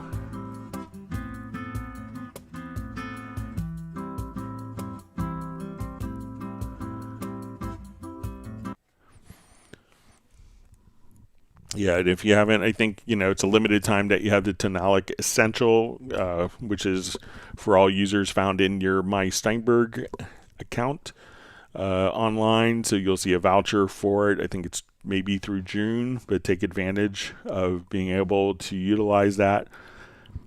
While it's a free option for you. So, and of course, you'll need 15.03 for the integration to function.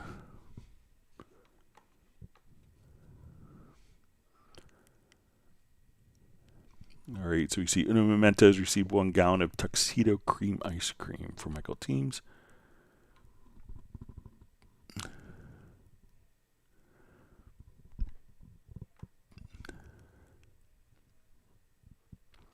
All right, so we see from Flyv, just says, also, the more EQ you add, the better. Am I right? So, depends on whatever the song needs. So, and we see Mark Raven saying, yeah, 2K at 30 dB plus. So, most people would try to subtract EQ frequencies before adding. But if it gets you there, then whatever sounds good is good.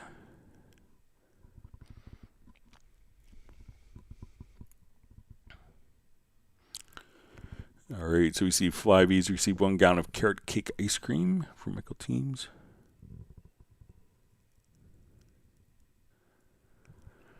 All right, so we see John Barry just says, hi Greg, I used a transfer license and contacted Steinberg and all went very smoothly. So that's great.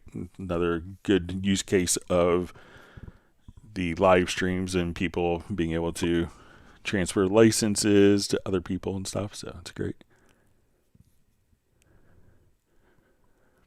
See, Mark Raven says Montana road crews are amazing. New Orleans road crews were perpetual. That's a great way of putting it, Mark.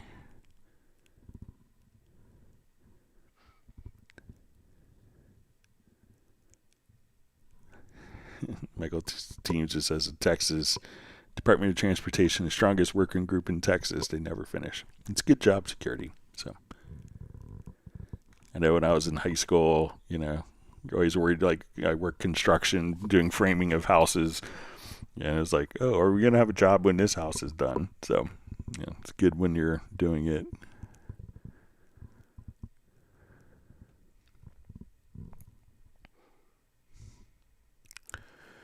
All right, so we see from Mark Rabin, just says, yes, it's Groove Agent 6, not SE. I think it's a Blues Essentials. So let me see if I can get the Blues Essentials kit.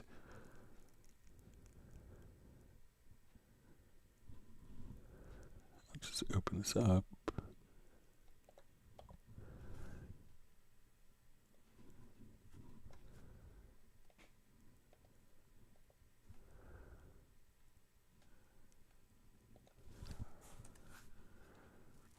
See if I have Blues Essentials.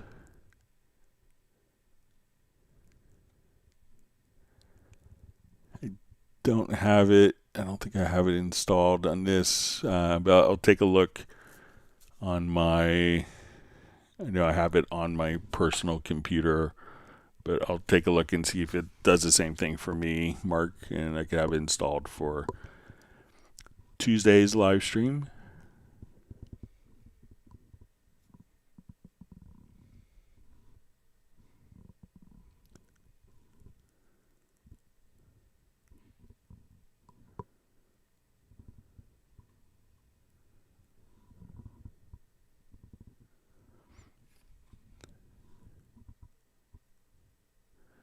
All right, we see Uno Memento just asking if the World Cup is right around the corner in the U.S. So is it showing up? So yeah, we're seeing coverage of it. I think U.S. men's team is playing today against Paraguay, and I think near where I live, the Croatian team is kind of doing their training near just a couple miles away from me in my area where I live.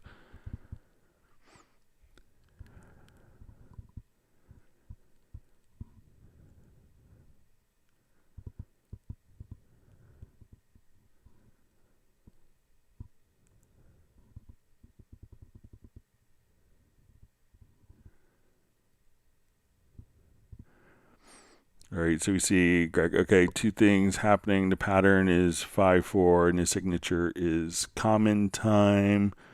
So that could have an impact on it. Let me. I could have it installed for Tuesday's live stream. Sorry about that.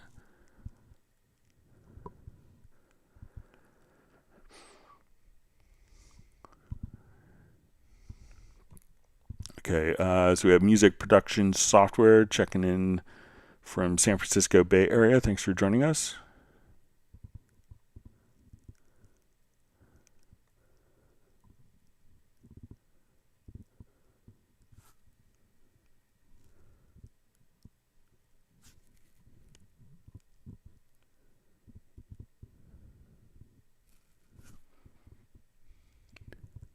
Sorry, my chat field jumped. Okay, so we see Sable Winters downloading the Windows 64 version, Cubase 15. Let us know how it goes, if that helps. If not, I could take a look at your system remotely if you want me to.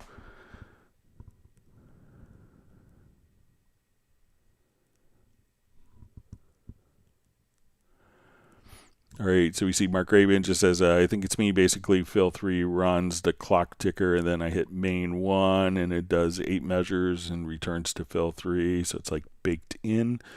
So check to make sure there's no, if you have the full Groove agent, make sure one, there's a couple things that it could be. Make sure one that there's no actual data on the track itself before you do it, because you could have a MIDI note that's triggering the patterns. So let's say if I come over here and I have, I know this is a different pattern, but let's say if I'm here. So if I have a MIDI event here,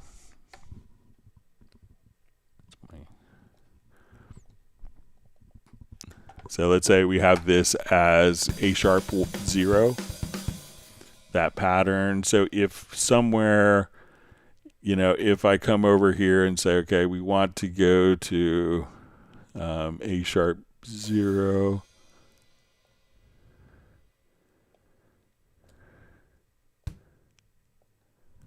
because these patterns will respond to MIDI notes as well. So now if I come over here, let's say,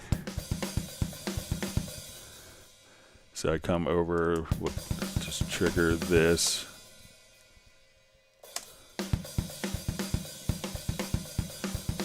Now it's going to change the pattern here. When it gets to the next MIDI note,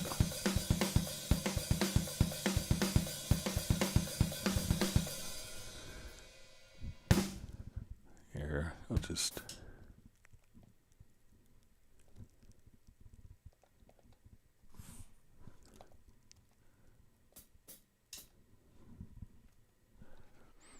So if we come over here, and make sure that, just out of curiosity, if you click here and put this on, let's say if I put this on MIDI channel 1, so now when I come over,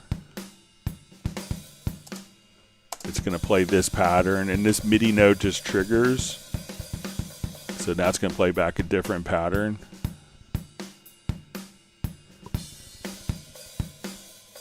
And then when it gets here, it's going to switch to probably the next fill pattern here.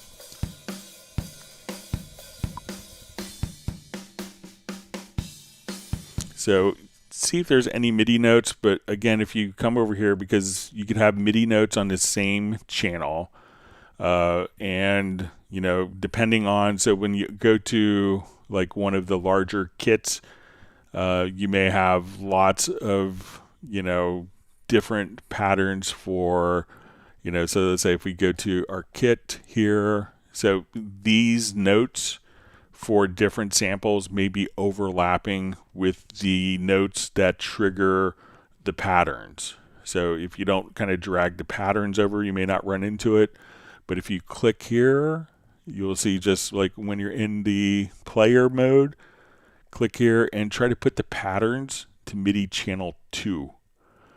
And that way, the notes, if you have notes that are kind of baked in and they're on channel 1, they won't trigger pattern 2. So see if, just by doing that, if that does it. And then there's probably somewhere where you may have MIDI notes And sometimes as it's doing a pattern, it may trigger the notes, and those notes may, like as it's going through the different notes to recreate the pattern, those same notes may also be changing the patterns in real time. So give that a try, Mark. And just, again, when you come over here onto the player, see if you click here, make this channel 1 for main and channel 2 for patterns.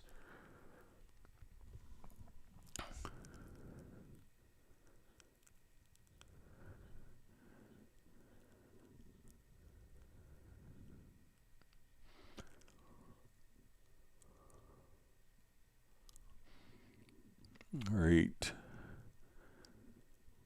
So we see Gerald Ely's watching the Canadian Open golf tournament. All right, so we see Michael Teams just down in Memento about the World Cup. Says yes to Dallas Stadium is about 40 miles from his house. He's staying away from that area for sure. Way too many people wandering around, partying in the country where it's cheaper. All right.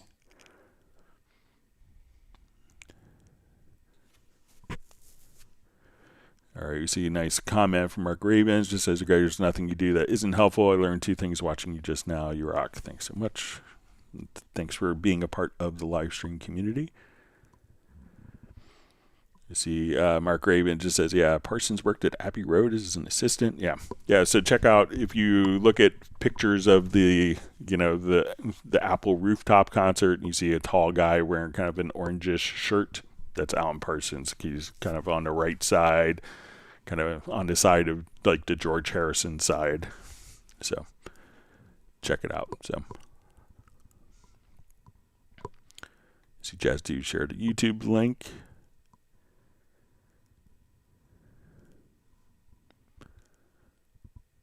Two different YouTube links, sorry.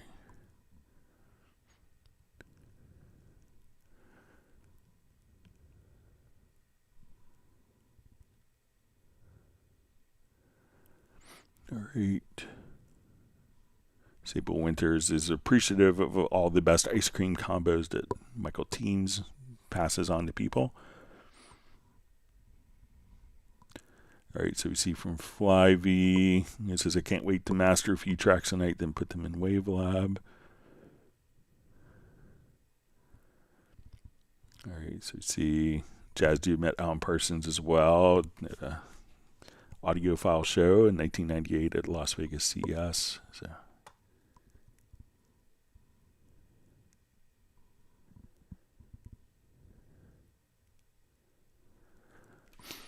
See, Jay Tyler says Todd Rundgren is also a major producer and musician. He said production work paid living bills, and that left his making for his own music not beholding to any person/company. So I've helped I think Todd was a Cubase user in the early days. I know I helped I used to help his engineer for a long time. He'd call me up with all sorts of great questions and hang out with him, like at New York AES events. Blanking on his name now. And we see that John Barry gets to see Alan Parsons speak at SAE in London.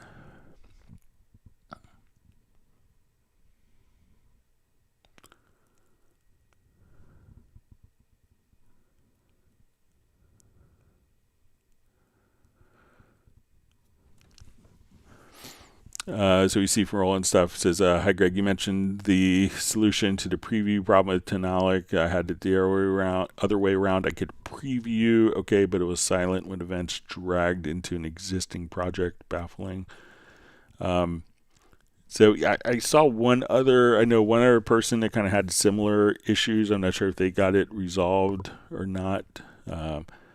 But check to make sure it's going to be like, the same. See if, let me know if you do a brand new project and drag content in, if that is still not playing, or if it's just when you're dragging it into an existing project.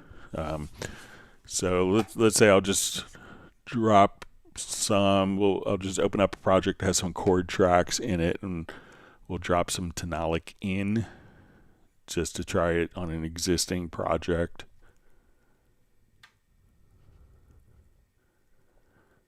And also make sure that you're in 1503. So let's say we'll just take. What did you say? So let's add some guitar parts to this. Let's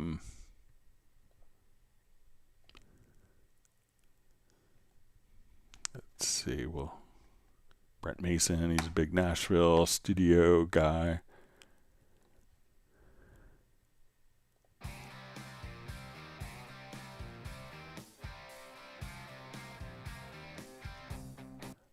All right. Just audition a couple.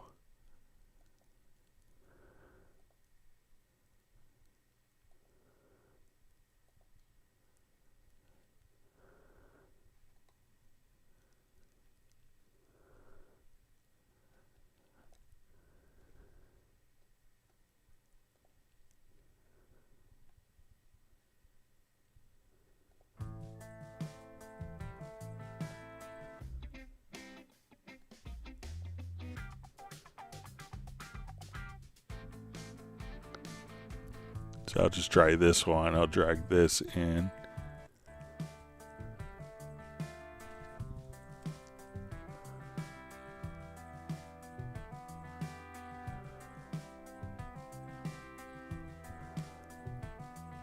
All right, so now. What did you say? You wished it all away, and I'm left here for 1,000 years and a day. All right, so let's say I'll have the guitar come in. Let's say musically here. And I'm left here for 1,000 years and a day.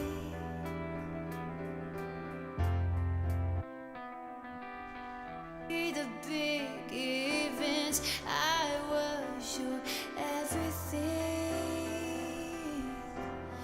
Now I'm uninvited. All right, so let's say, it's.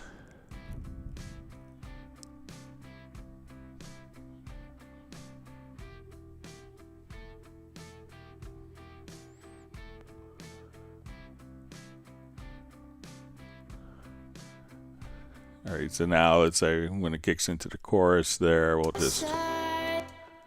Side looking in years and a day. You were the party, the big events. I was your Now we'll have the guitar change here. Now I'm uninvited. I'm on the Probably not the best choice, but it seems to. So, let me know if you start a new project or if it's an existing project that you're dragging content in. So if you do a new project, if when you drag it in, if it's sounding for you. And also just make sure that you have the 1503 active as well. So if you could let us know that role and stuff, that'd be helpful.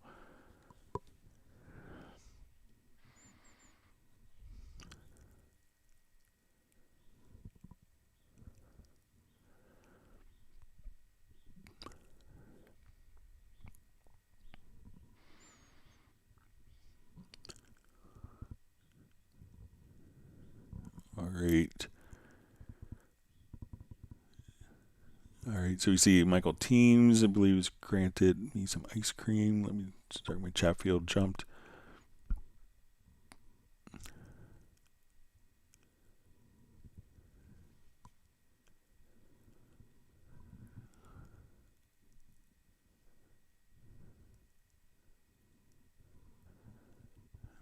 All right.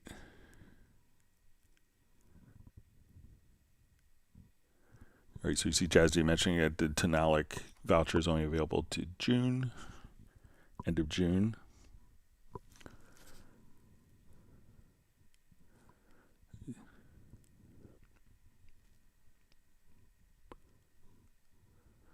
All right, so Michael Teams has granted myself and my family 1 gallon of peppermint mocha ice cream. Sounds great. Thank you for that.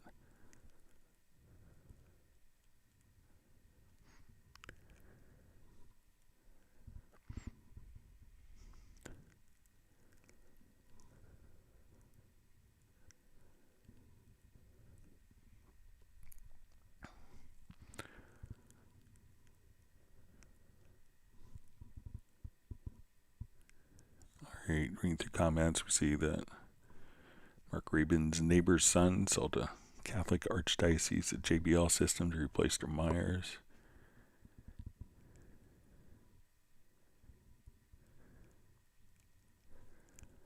Let's see, the Alan Parsons Tales of Mystery and Imagination was changed Jazz Dude's life back then. He started into high-end audio as a profession.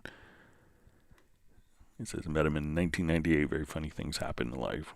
Yeah, I've been incredibly fortunate to meet so many of my idols that I had growing up. So,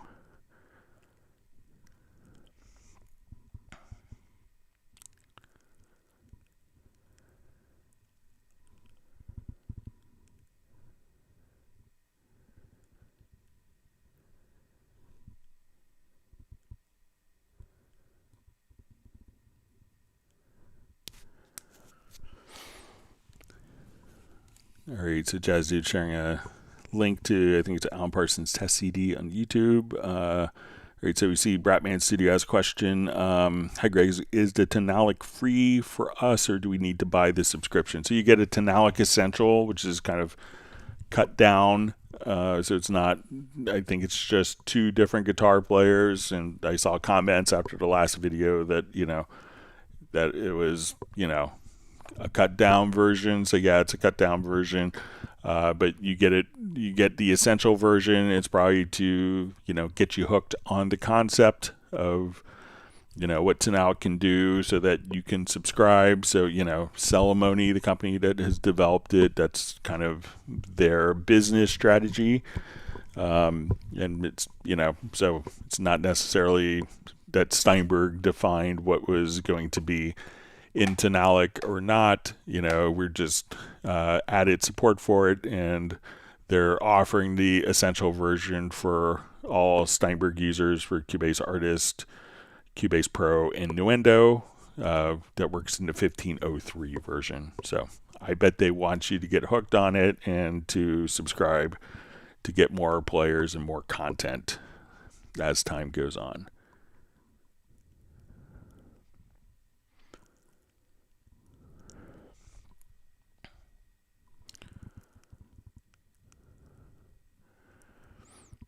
All right, so we see from Mark Raven says, thank you, Greg. I think you figured it out. I usually do drums on one. I've been using a stack of instruments on channel 2, piano, organ, strings, but I'll move this to 3 and keep my sanity. So, yeah, give that a try. All right, so we see Sable Winter says, Greg, that did the trick. Thanks. So enjoy your new update and check out the Tenalic now that you have your 1503. So.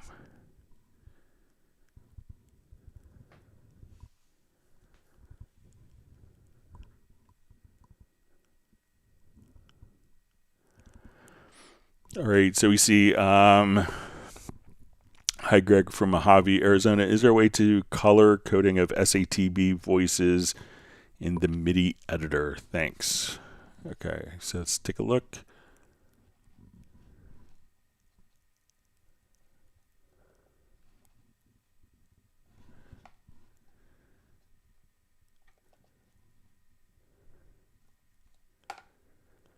All right, I'll just make a quick.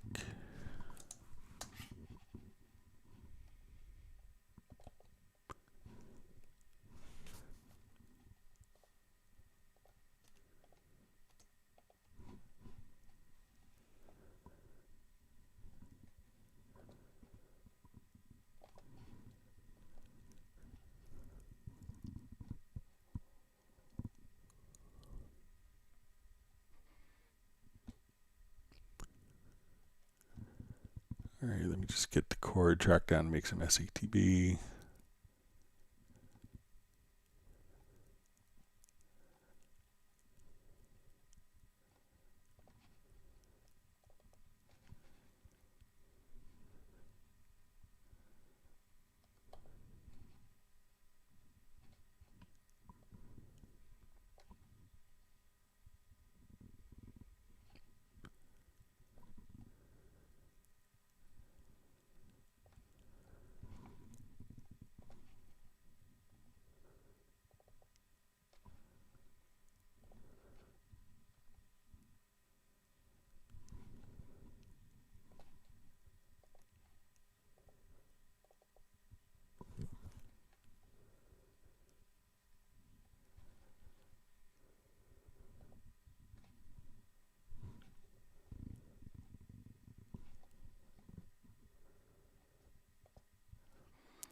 Okay, so let's say,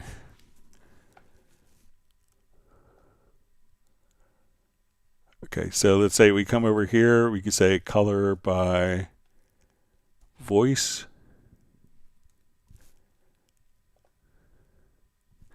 So now as we go into our MIDI key editor, so we have our soprano, alto, tenor, bass voices here. So you want to just, instead of velocity, you'll see the color scheme. And you could now just come over here, choose voice. And if we go to the setup, you could have different, you could change the colors for each of the voices as necessary. So if bass is always going to be blue instead of soprano, you can, if you have kind of, was it synesthesia, where, you see colors based on pitches, you could change that as well. So select all of the different MIDI notes here, and in the color, you could say velocity, just choose voice. You could also have each note be pitch. You could have each MIDI channel, each part be different pitches. You can match to the grid, voice, or you could do scale chords. So if you have chord tracks, so if I move a note here that's out of the particular chord, we can, also, see, so, colors that are out of key and out of scale. So try just changing the color scheme here to voice.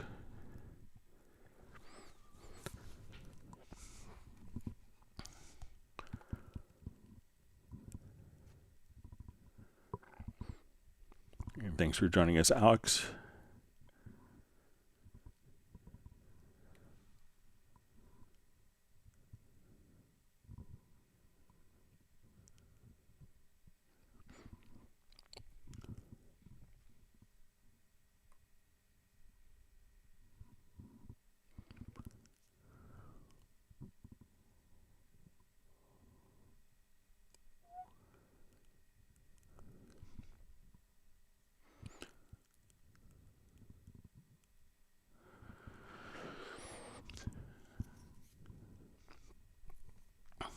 All right.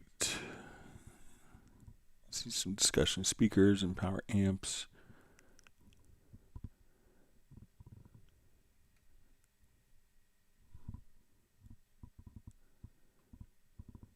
All right, so we see clarification from Roland stuff. It says, it's fine when setting up a project from scratch. It was only when I tried to add it into an existing project that the Tanalic event showed, but had no sound. Ceremony were unsure why.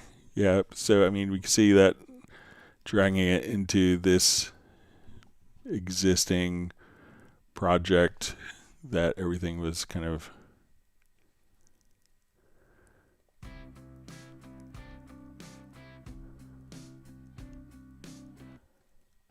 so let me just throw in like a acoustic guitar.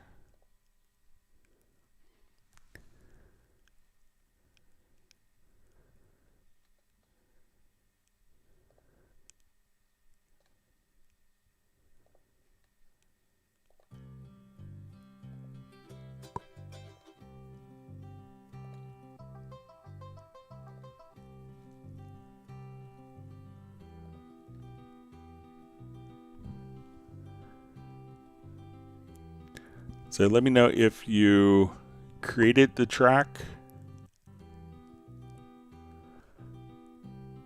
So let's say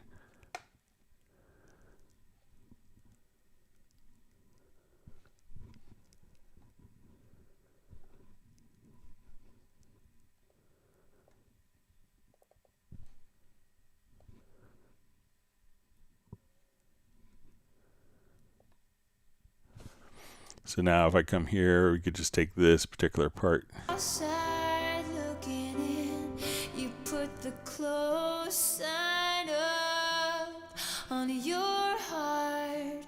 All the lights went out and it got dark. Where do I go from here? Where do I go from here? Where do I go from here? Lights went out and it got dark. Where do I go from here? Where do I go from here? And now that I have this, like if we wanted to like render in place, I could just come right over here. I'll say render place. Let's get to render settings, and now it could just be rendered as well. So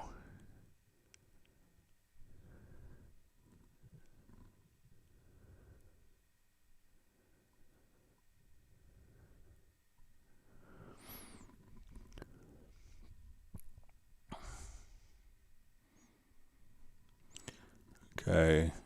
So I see just from the comment from Dallas LaRue says Tanalic won't drag in from the plugin. If it's open in the middle, it only drag in from the plugin on the right side. Took me 2 days to figure that out. So thanks for sharing that. So let's say if I come over here, we could drag in.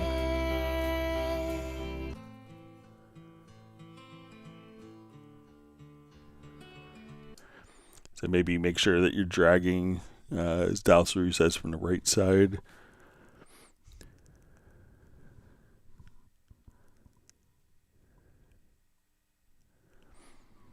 All right, so you see further Tanalic question. Says I gave, from John Barry, says gave Tanalic a try, but found I could not bounce or even record the output to an audio track. It could be done, it was always locked in. So let me just come over here. I'll make sure we'll select this track. We'll try just a quick render in place.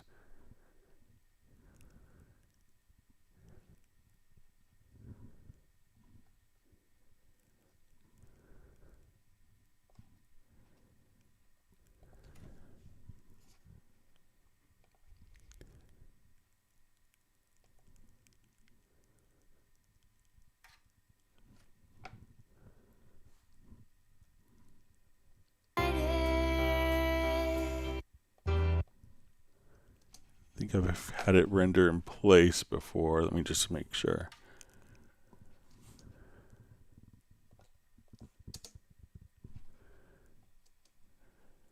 All right, I'll just kind of start new. I'll erase all these parts here.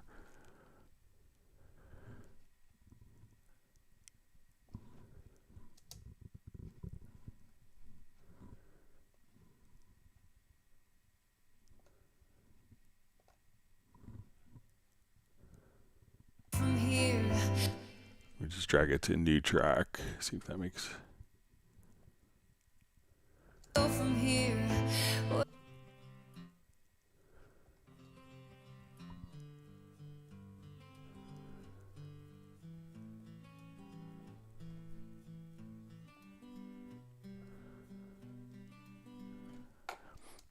Okay, so let's see if this makes a difference.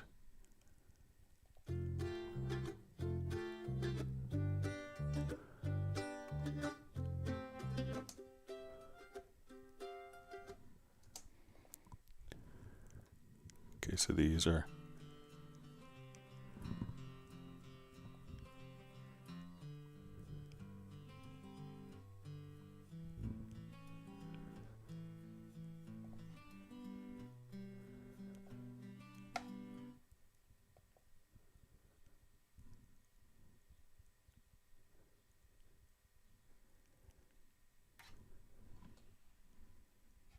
And here we can see that now we place back as an audio file.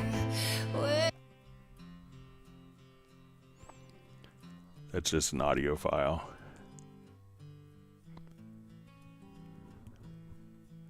So try render in place, John. See if that works for you.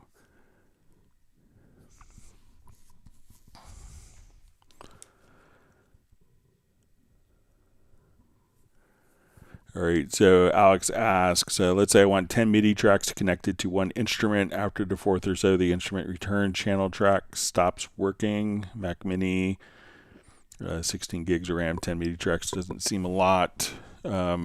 So we'll try brand new. So sometimes when you have like 10 instruments on one instrument, that one particular instrument may only be utilizing one CPU core. So let's say I want to add a Hallian Sonic. Okay, so I'll come over here. Let's load up. Okay, so we have, let's say, now I'm going to add MIDI tracks. And I'm going to start these on channel 2. So let's say we want to add tracks. So I come over here, we can select this. Let's go to, now this is automatically assigned to the Hallian Sonic. So let's do an Anima. So let's do, all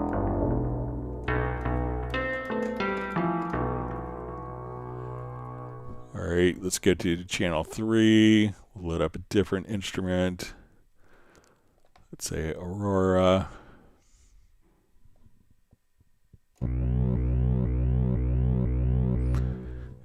Channel 4. So we'll just do different instruments on each of these. Do carrier 8.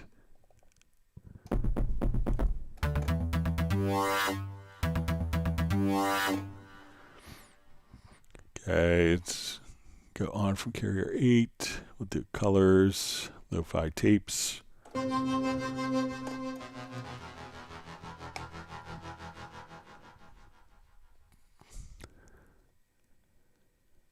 Dark Planet.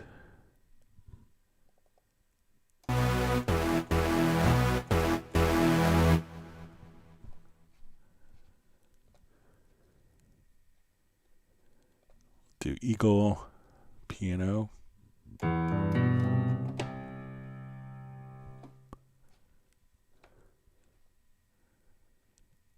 Do electric bass.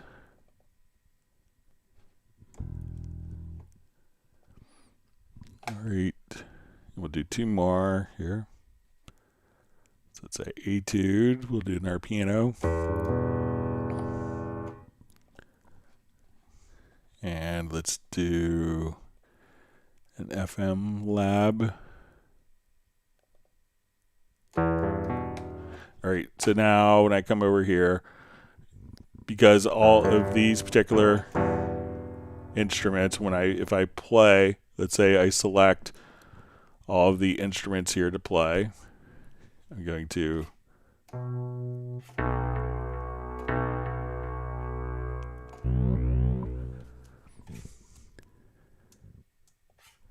all right, so now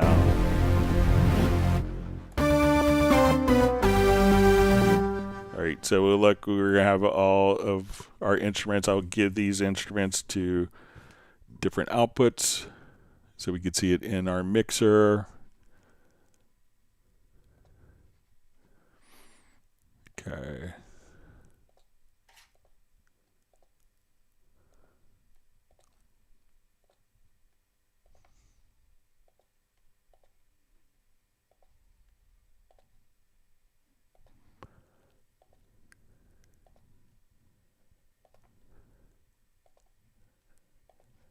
All right, so now,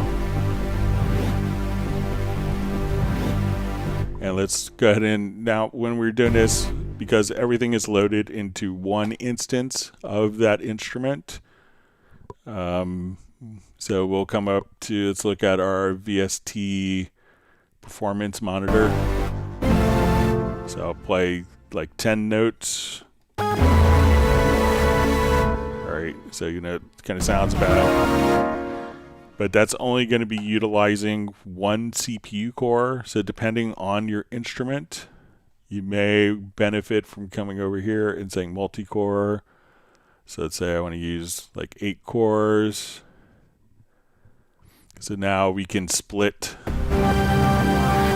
the CPU allocation between the different ones. So if everything is loaded into one single instrument here, so let's say when we go to our edit view, all of these instruments are going to be, unless you switched the options here to utilize multiple cores, are just going to be using a single CPU core. So a lot of times when people are doing and building huge templates, they may just put these into their own, separate instruments, and that way they're automatically being allocated for all to across all of your different CPU cores. So just be aware of that. So if I come over here,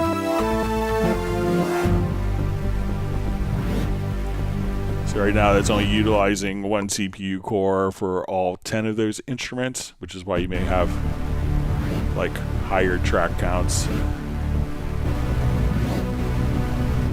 So, and the more voices you play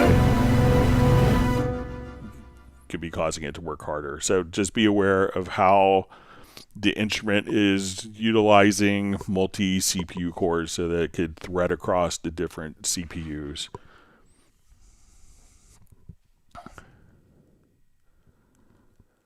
Okay. So let me know if that's helpful for you, Alex. All right, Michael Teams is wondering if anybody on Windows is getting this process lasso window popping up. So I haven't seen that.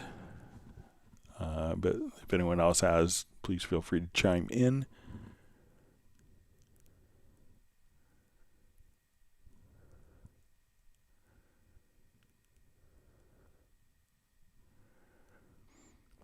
All right. See John Koskinen just wondering why someone changed from Meyer to JBL. So, yep. I was kind of wondering the same thing. Meyer's usually high quality. JBL obviously makes great speakers too. So, but Meyer's kind of has a distinct upper echelon reputation.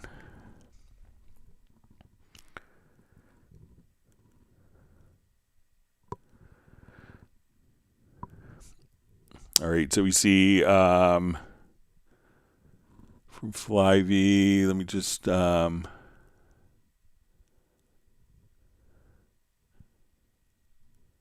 right. Sorry, my chat field jumped. Flyvy asks, I have some songs that are like super loud. Is there a way to avoid this? So sometimes people will, if your song is super loud, you could, just take the master fader down. So if you have like a really hot song that's, so let's say if it's like really loud, if you just simply bring the master fader down. If you don't want to adjust any of the faders, you could also, if you have like a number of audio tracks, if you want the fader positions to kind of be in the same area. So let's say, okay, we're going to add like 8 audio tracks. So we'll add them now. Okay, so if you kind of migrate up here, if you go to the pre section, you'll see this little gain area on the pre section. Let me just close the routing. So you'll see gain. So if you want to keep the fader positions where they are, you could just come right over here. Let's activate quick link, holding down Alt or Option plus Shift, and you could adjust the gain down on all of the tracks by the same amount right here. So, and that's the gain before it hits the fader. So if you're, want to keep the fader positions in the same location, you could try to bring the gain down of all of your audio tracks as well, and instrument tracks.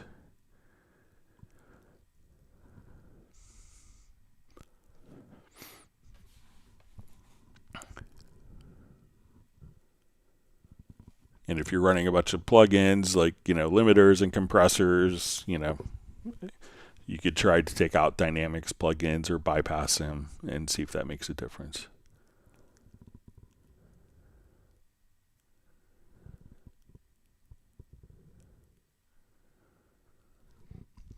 All right, we're seeing that Tim K just says he has a pair of old Tannoy Reveal Actives, old school, big, heavy, but reliable studio monitors. Got them secondhand, and it wasn't fun carrying them home on a train and bus. So, yeah, I think as long as you're used to your monitors, that's the most important thing.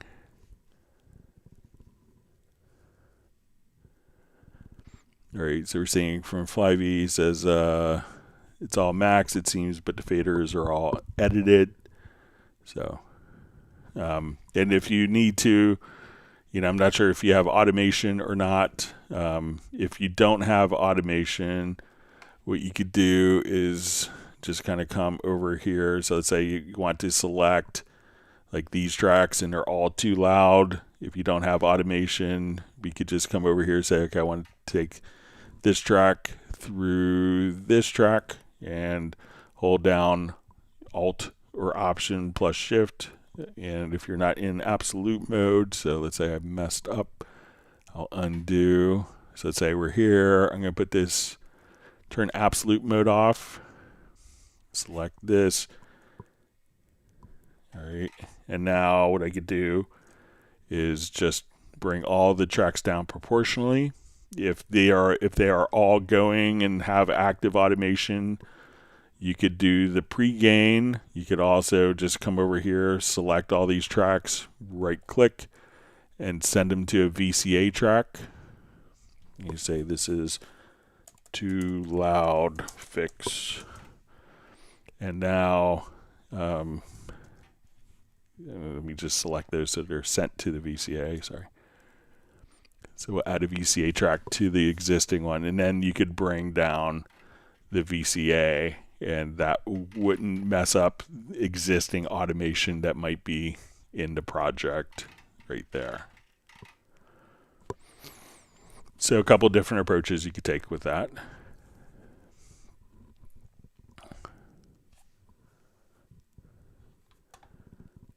See, Sable wonder where Michael Pierce is. Maybe he's busy doing projects. He sometimes pops in towards the end on Friday nights as his day's wrapping up.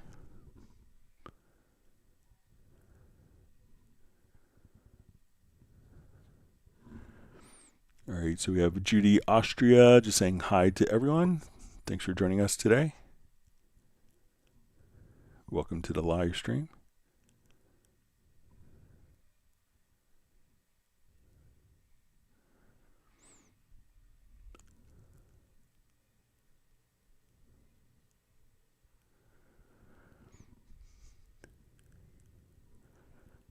All right, so we see, how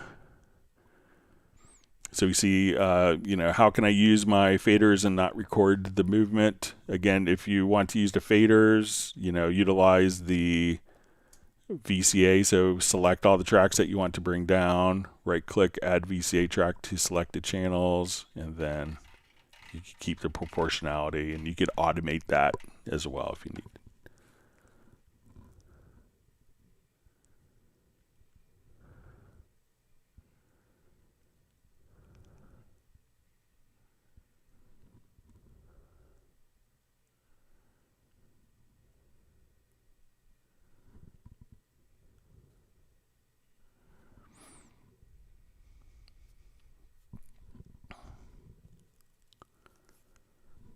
Okay.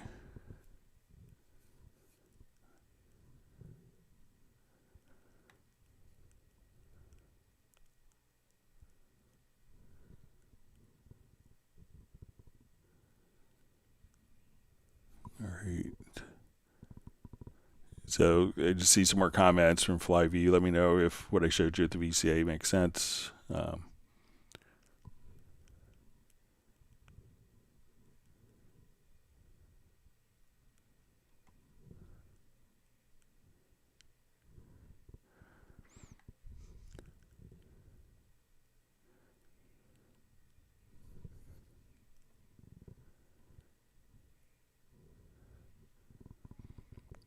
All right, just reading through comments.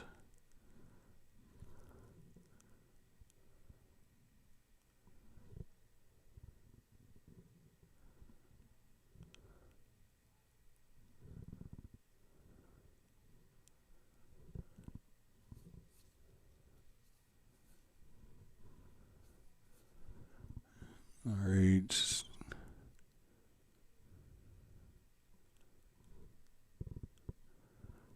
Okay, just seeing comments about, Cubase is deep. It's a good place to learn it.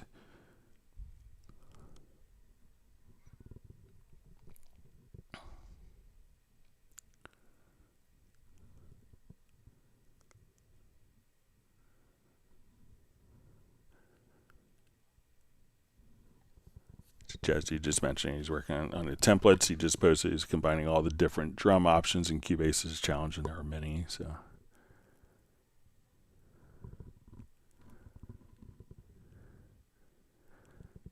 all right. So we see Fly V. It says is read and write were the problems, so maybe get automation. So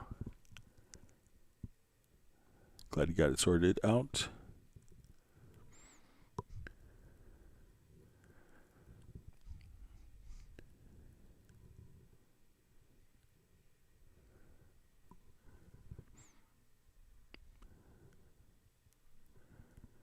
Okay, see Mark Rabin's using NS10s. He knows how to listen for them. All right.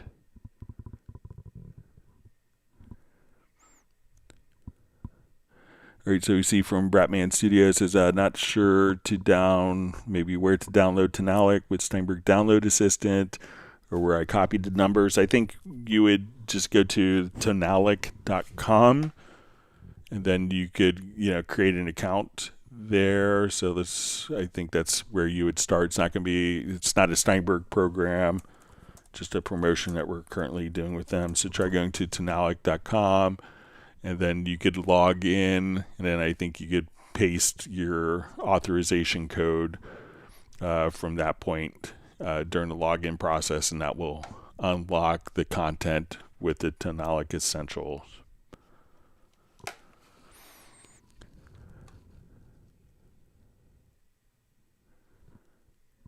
Yeah, we see Jazzy saying it's not really needed to do it at Ceremony with a new account that he made there.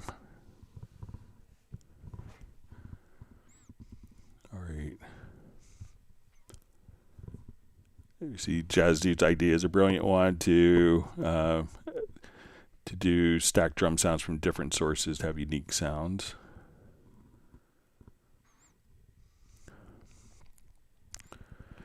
All right, so we see Fly V just saying, I also have faders that are moving when nothing's playing. All right, so, sometimes it could have been that you had, inadvertently automated stuff. So let's say I'm playing along here. I'm going to start at measure 23.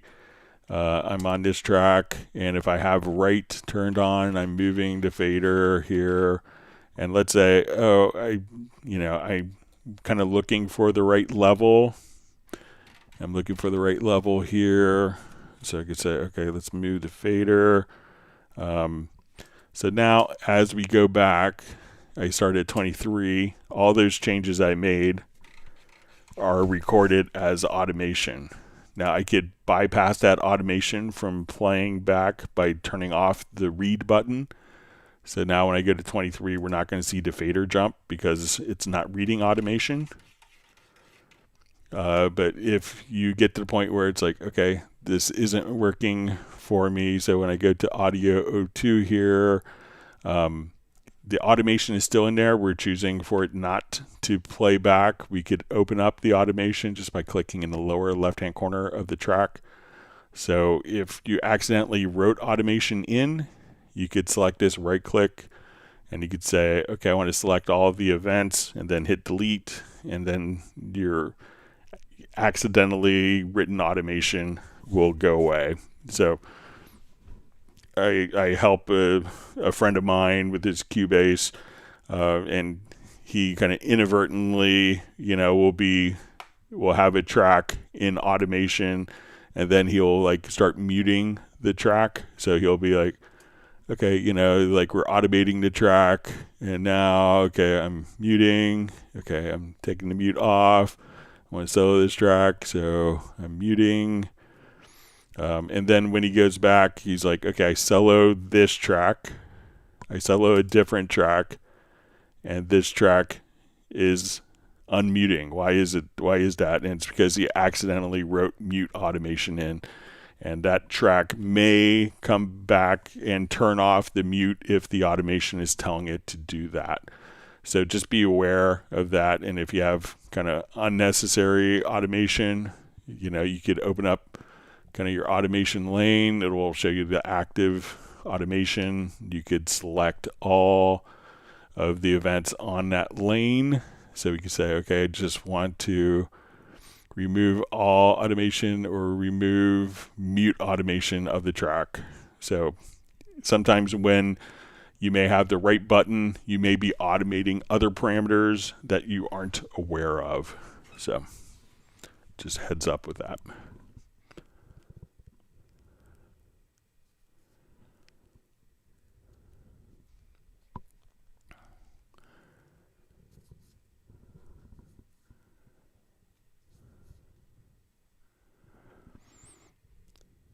All right, so Beverly needs some cowbell in the mix. I'll try to incorporate some. You just have to ask a question that incorporates cowbell. Then I could put it in for you, Beverly. All right, we see Ray Kemp from UK's gigging in an hour, so he's signing out. Thanks for joining us.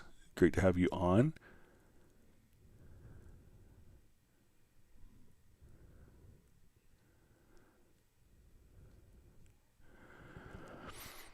All right, so we see from Alex, oddly, my MIDI notes remain gray despite selecting color voice, yet in my setup colors are attributed.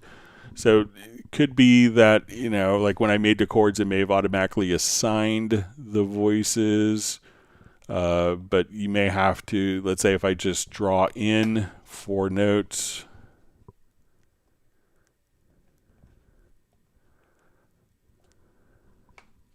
so I'll come here, let's put in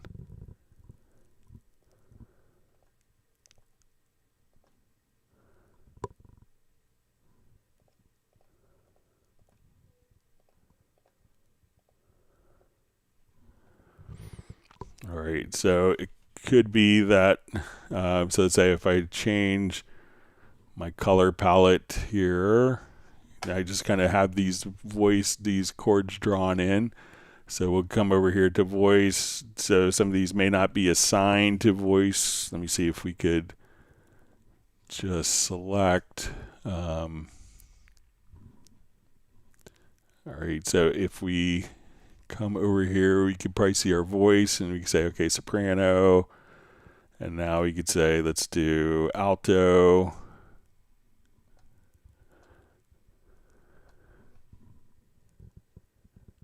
All right. So tenor, bass.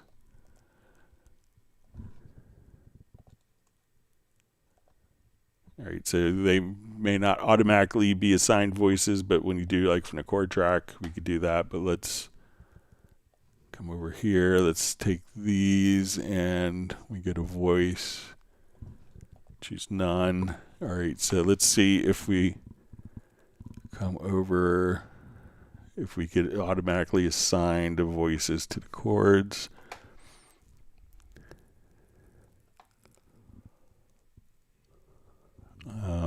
Let's see if we can come over to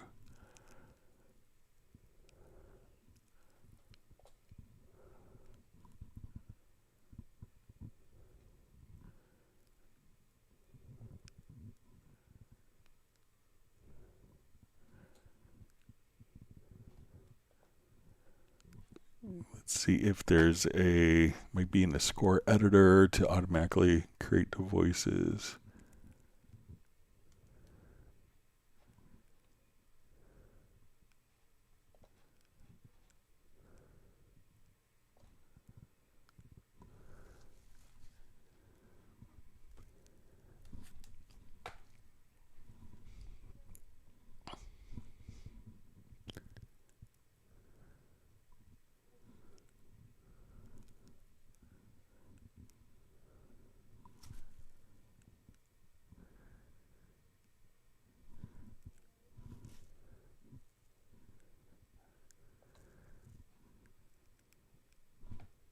Let's see if there's a way of doing this.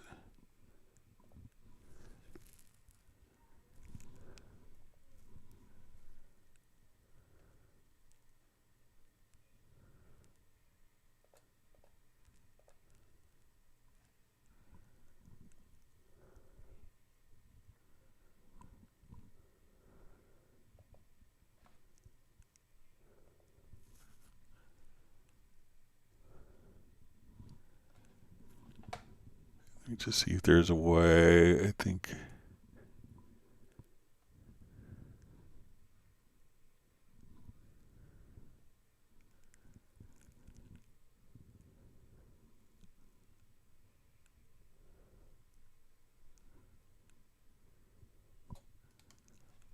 Let's see if we do just.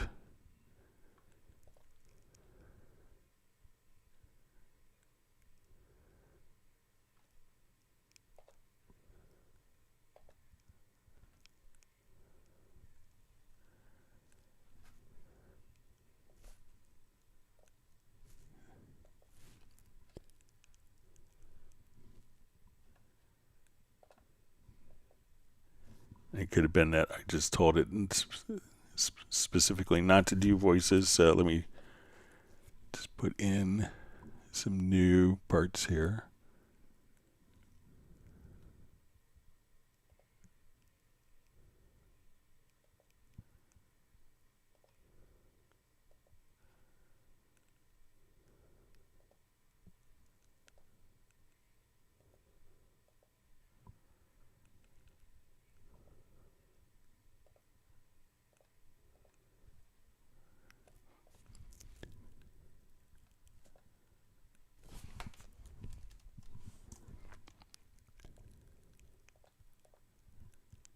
All right, so it's not assigning the voices. Let's think that there's a way to do this. Let me just see if I can find it in the score editor. But I think we could also maybe approach it from the logical editor.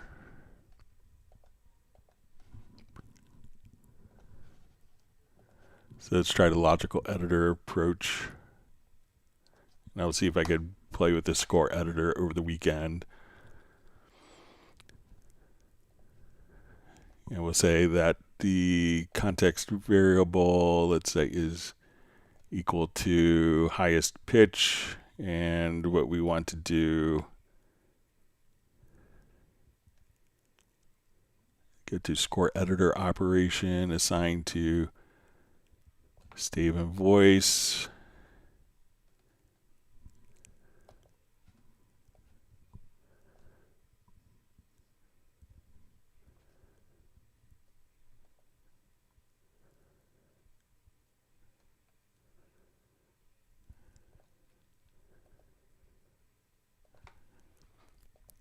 Let's see if we do highest position in chord.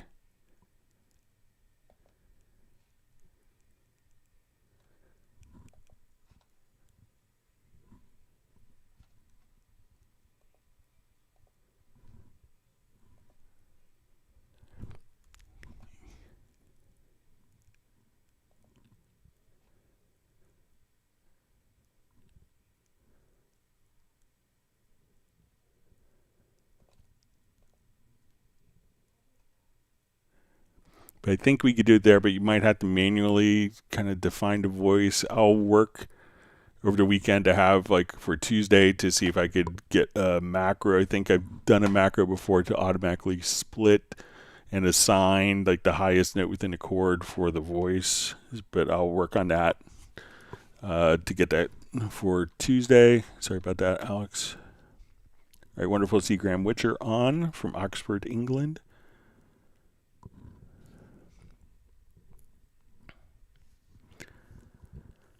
All right, so we see Daniela on, who's at work, just taking a short break. Thanks for joining us from Bochum, Germany.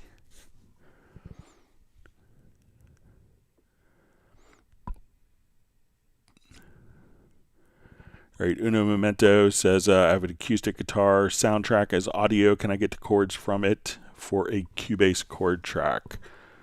Okay, so let's come over here. Let's go to, let's say, acoustic guitar.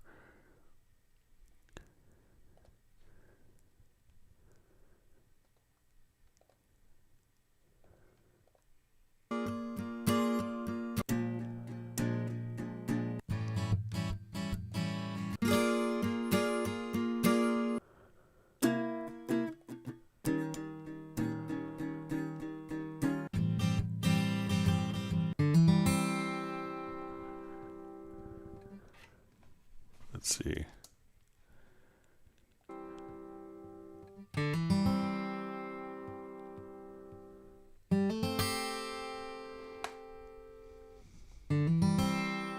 All right, so I'll just come over here. So if I have a chord track, so I'll just right click, we'll add a chord track, then I could just drag and the chords will automatically be populated for us there.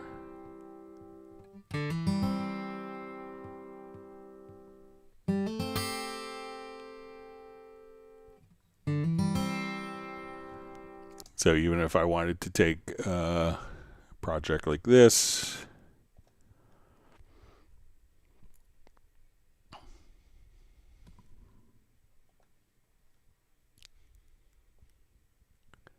and I want to take the acoustic guitar,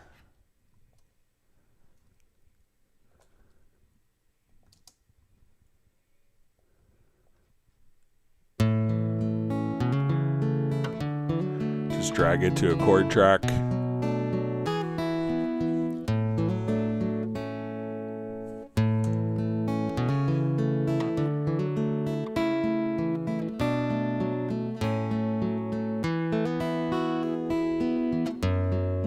Then you'll have your chord track automatically populated from the acoustic guitar.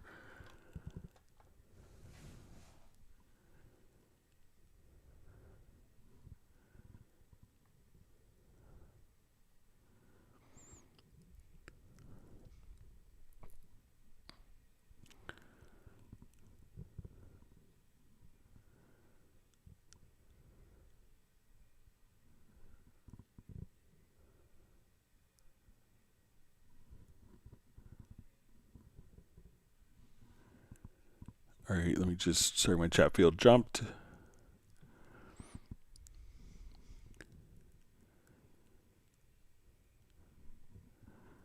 Okay. All right, so we see Fly V might be just asking, says if I did this by accident, how can I undo it?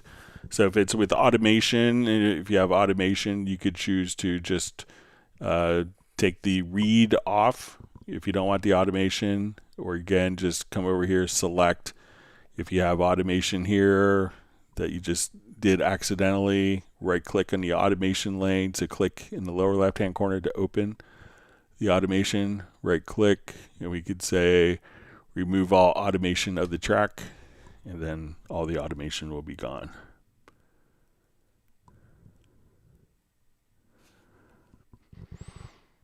And Mark Rabin is also just mentioning, like, if we come over here, let's say if we, a lot of times if you're in the project, and let's say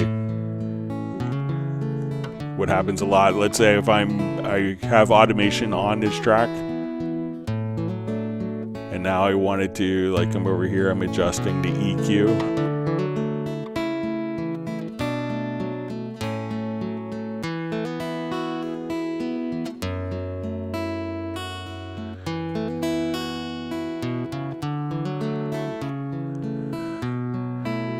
So now when I come over here,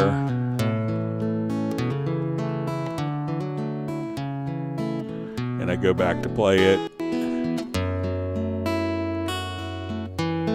everything that I was just kind of writing,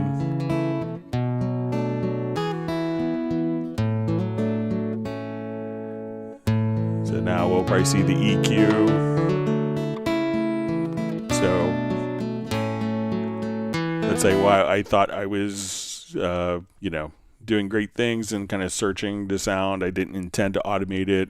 Now I've automated a lot of parameters unintentionally. So if I just come over here, again, I could just say, okay, let's select this. I could say select all, show all used automation. I could select all of the events, for automation across all of them, and just hit delete. So you could just delete multiple tracks of automation, or, when you come over, there's an automation panel that you could access directly over here. So you could say, okay, I want to show used automation on, so one mouse button, I could see all my automation. And then if I wanted to just, come right over here, let's remove all used automation, and then you could just kind of jump back. You could say, okay, we want to remove the effect automation, remove EQ automation. So, or just kind of come here. We have all these parameters. You could select, so only, so you could select all of the events and delete as well. So just be careful when you're working that you're not accidentally, inadvertently writing unexpected automation.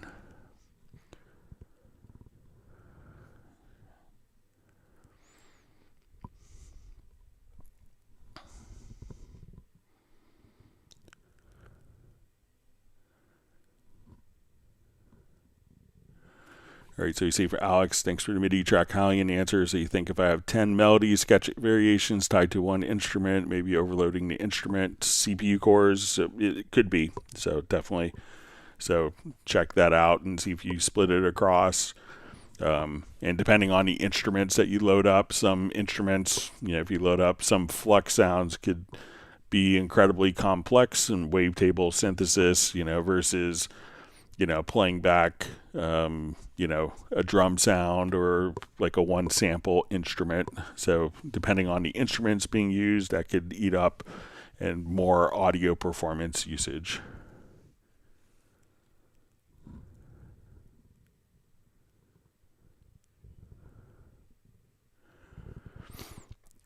See, from John Barry says, hi Greg, if you have time, could you check that in the standalone Groove Agent 6 with the Acoustic Agent kit pads? You can use the F2 shortcut key, still works to rename pads in the recent update.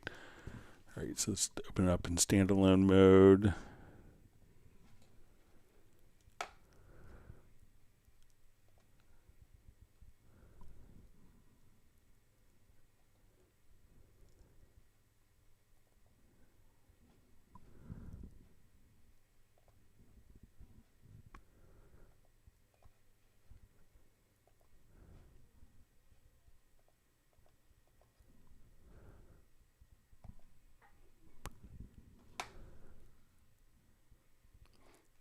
All right, I think you had it for an Acoustic Agent kit.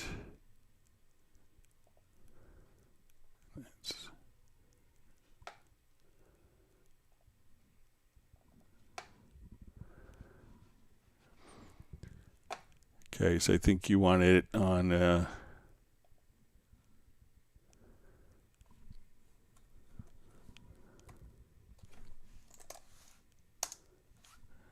so it looks like it's available to rename like that. So let me know if that's, I think that's what you want it to do, John. So let me know if that's it. Keep it open just in case.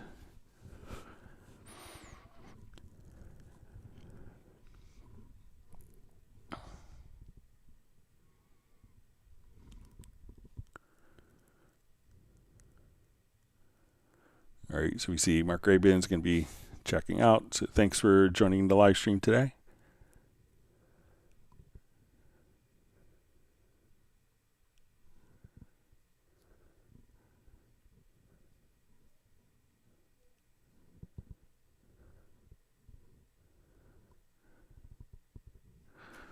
All right, so we see from Flyv says, what is VPA? So I'm not sure.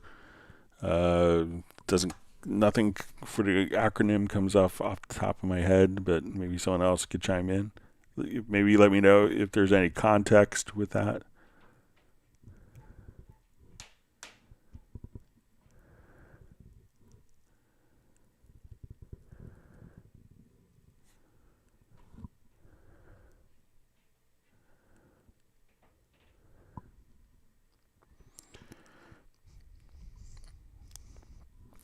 All right, so we see from Alex, it says in the audio performance monitor, is there a reason the right side to get a vertical bar in red despite real-time ASIO peak performance all quite low? So let me see if I still have that.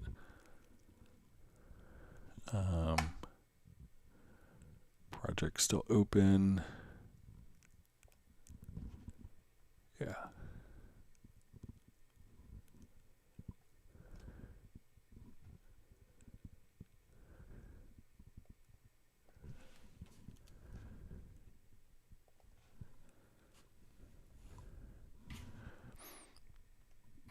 All right, so let me just.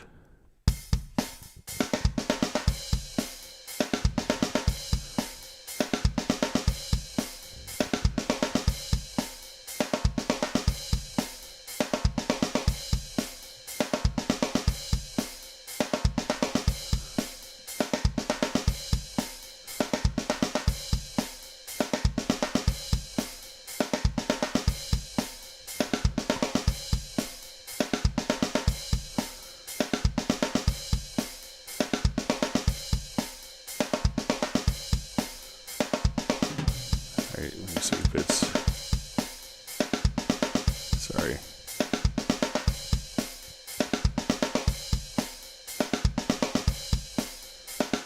Sorry about that. Let me close that.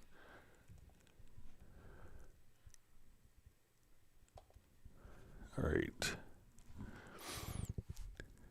All right, so let's say we'll come over here to our MIDI again.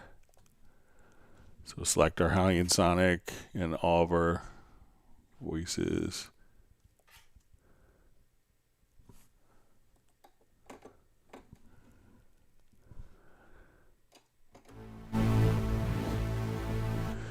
Okay, so let's open up the audio performance monitor here.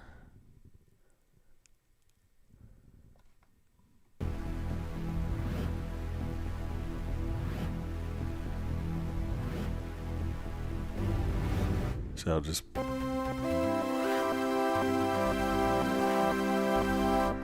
Alright, so is the reason the right side to get a vertical bar in red despite real-time ASIO peak monitors all quite low. So kind of depending on the project, it could be just overloading. So, try to see if you could do the same project with like each of the instruments from Hallian Sonic on different tracks. So instead of doing it like this, where you have a different instrument, and I bet that will, sometimes when there's so much, you may just get kind of a red bar because it's just overwhelming the system with that.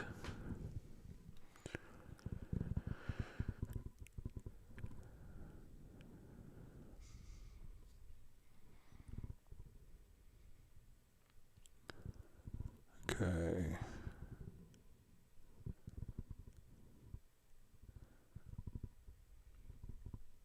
So Jazzy just mentioned that both the Trip and Flux instruments are totally underrated.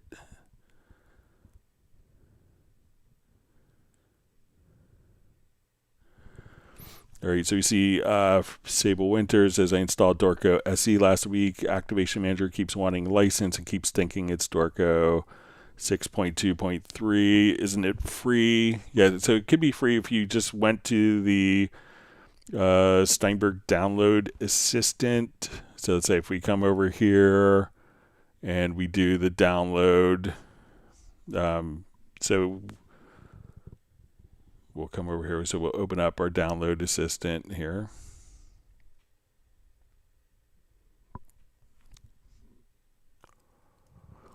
All right, so you could download, your Dorco, but I think you need to go to the website first. So let's come over here and say,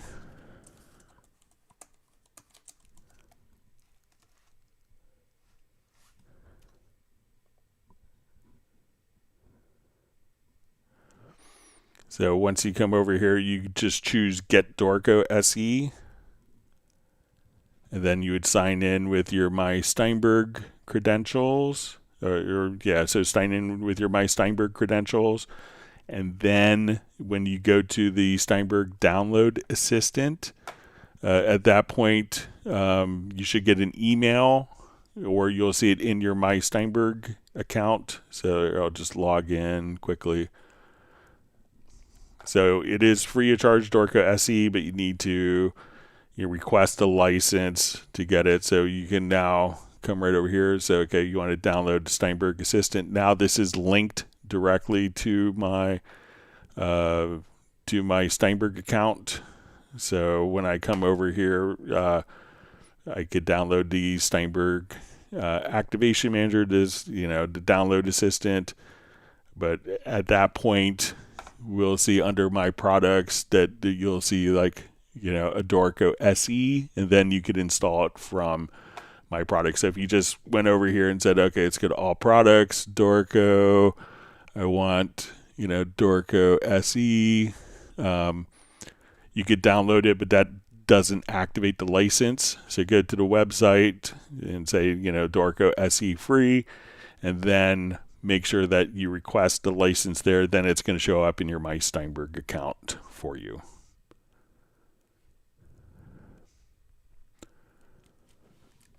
So let me know if that makes sense, Sable.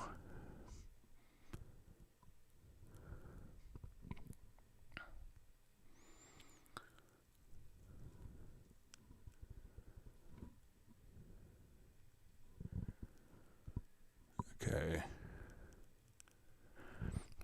Oh, so amazing to see Scott Lizelle on. Oh, wow, what a blast from the past. We used to do clinics together for the Lexicon Studio. So still remember how fun we had on the road those years ago, beating the U.S. Army tank guys at Tank Commander. So wonderful to see you on, Scott. Yeah, so we used to do a lot of clinics together when Lexicon released a digital audio interface, which had the Lexicon PCM 90 reverb.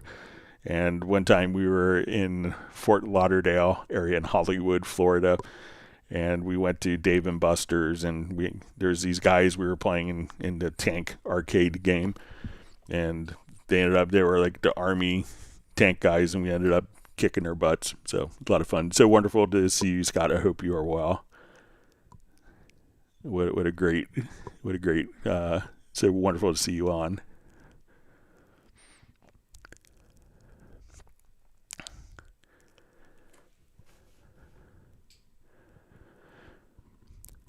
All right. So we see from HS Products. Hi, Greg. Could you show me how to connect the Groove Agent 5 with the step sequencer in Cubase Pro 14 and explain the main possibilities this setup offers? So I probably wouldn't do, what I would do if you wanted to do that. So let's say I wouldn't do the step sequencer. I would do the beat designer for that. So I'm going to add just a quick instance here. So we'll add an instrument track. So let's add a Groove Agent SE. All right, so I'm going to open up sound. We'll come over here.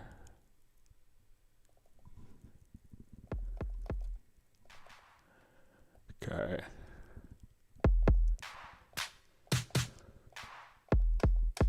All right, and what I'm going to do is with Groove Agent SE, I'm going to select this, and we'll see under the routing tab, if we just come right over here, we can say, okay, let's go to the drum map, and we can say create drum map from instrument. Okay.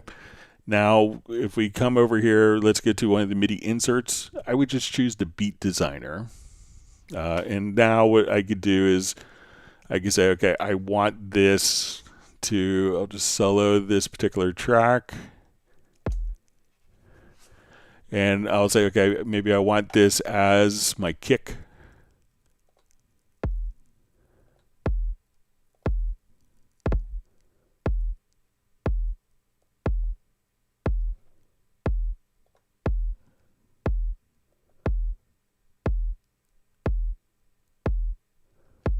And let's switch our sound here to, let's say, snare.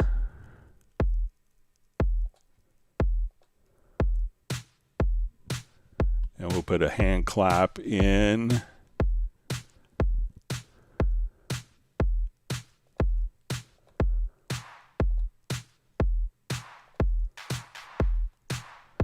And I could adjust the velocity of each of these here. And for Beverly, we will find our cowbell. All right. I had to pick the kit without a cowbell, so I'll put it in percussion here.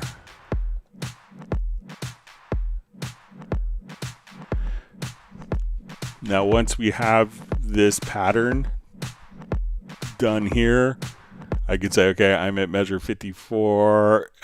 We could just click on this little downward icon, and we could just say insert pattern at cursor. And now this pattern that we made is put in at the cursor.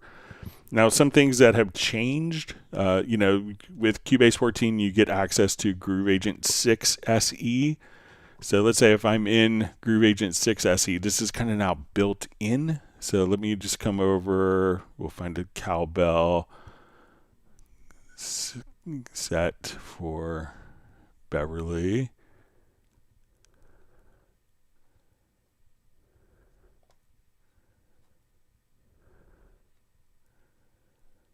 All right.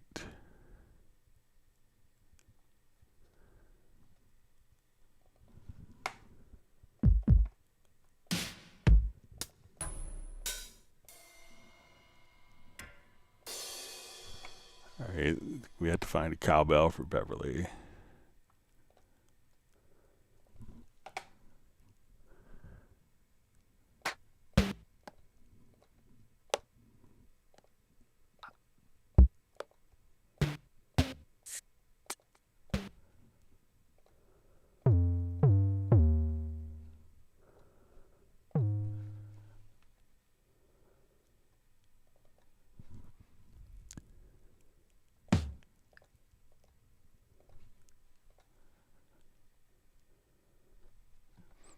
Here, just let me look for real quick for.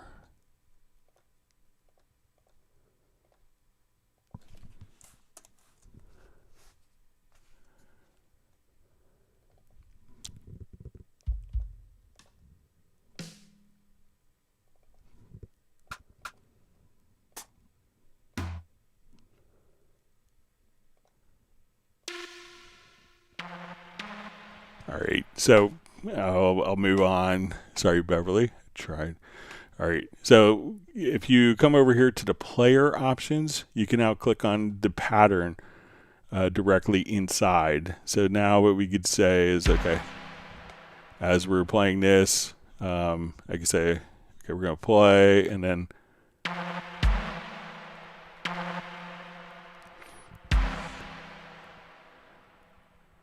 so let's say our kicks. So at this point, we could say, okay, I want to find my kick drum. So you have kind of this pattern editor built in.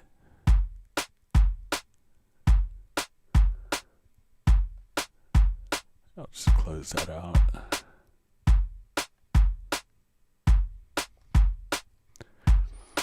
So I could just come over here and just quickly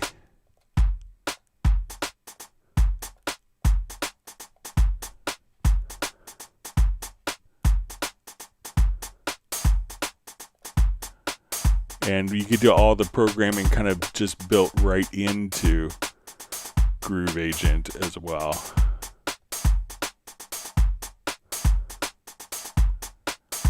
And then you could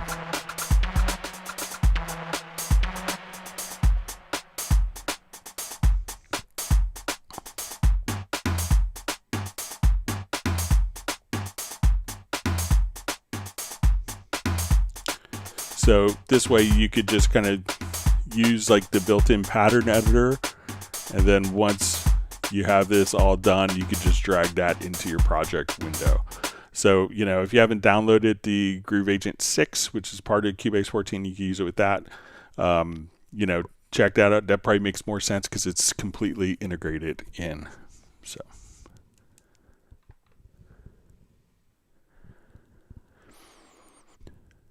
All right. All right, John Barry asks, hi Greg, does a recent update with MIDI remote APIs is just for moving forward, or does it impact already written MIDI remotes? I think it's just kind of more of a moving forward with some updates, but I don't think it has any effect on previously written MIDI remote scripts.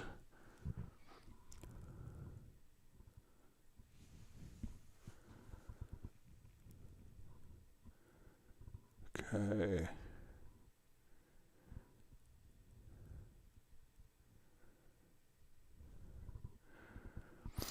All right, so we see from HS Products, it says in Groove Agent 5, all outputs are separated but still can't control surround panning independently for each drum element. The only solution I found is rendering everything to audio first. Is there a better way? All right, so I don't have 5 anymore, but let's go ahead and take a look. So I want to create, let's go to my audio connections. I'm going to go to my outputs, and I'm going to add a 5.1 bus as my output. Okay, so I'm going to take this particular Groove Agent that we just made here, and let's come over to our kit. So let's say I want this to go out of output 1. So we're going to select our output. We'll say, okay, let's go to our plugin outputs. So we'll say that's going to output 2. My snare is going to output 3. All right, and let's do kind of our hi-hats. All right, let me just see which ones were being utilized here.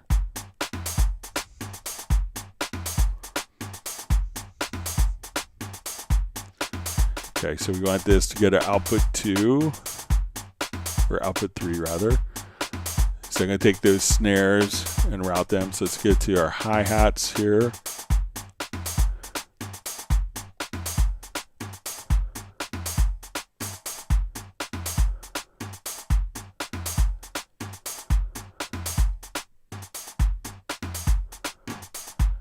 And let's say our toms we'll send to output 6.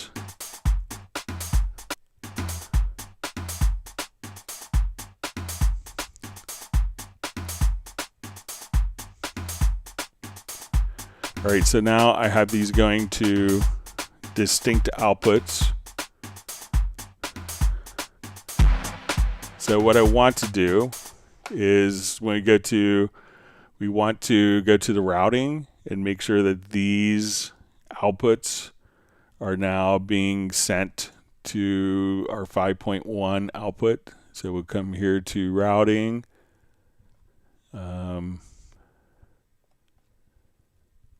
Okay, let me just come over here. Let's open it up. All right, so instead of this going to our stereo out, we're going to send this to our 5.1 output.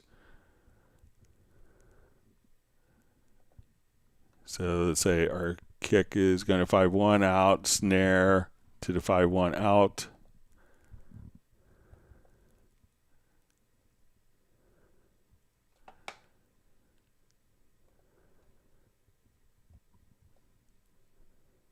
All right, so now we come over here, we see 5.1 output, 5.1 output, 5.1 output. We double click, and now we could move. We're not going to hear a 5.1 out on the live stream, but I could take my snare, double click on its panner, and be able to move it freely around like this within my 5.1. So once you have broken it out, you have a 5.1 output, and then route those instrument output to 5.1 outputs there. And then you could pan each source independently within your surround field.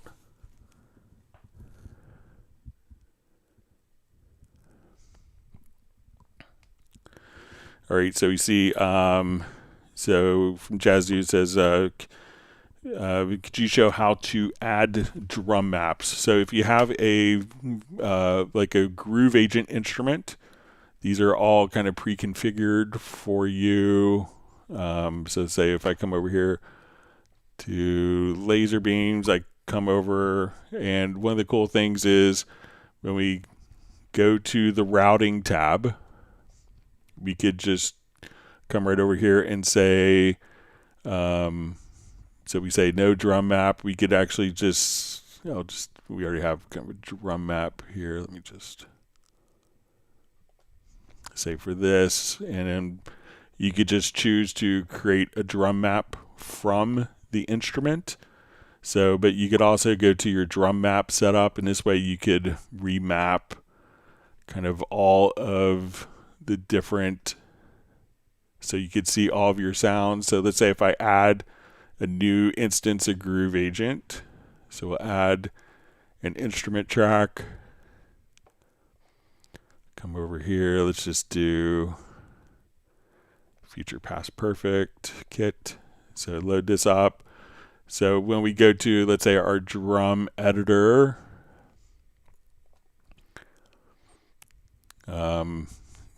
so if I double click here, I don't see any of the actual drum names, but what I could do is go to my, again, select the channel, go to the routing tab and say, you'll see no drum map, and you can say create drum map from instrument.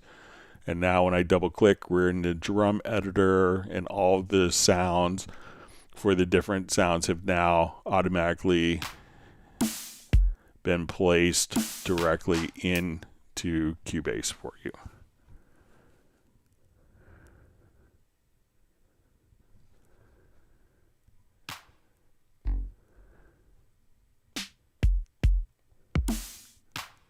See, I mean, this kit, no cowbell for Beverly, sorry.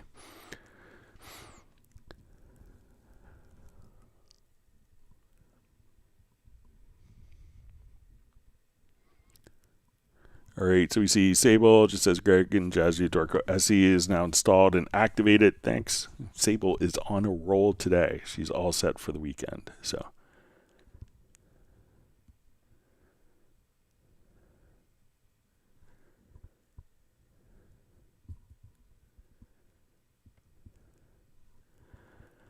All right, so we see from Alex, he just says, just notice the temperature is 100 degrees Fahrenheit. This could affect his SSD drive, so we place them on a fan plate for better temperature control.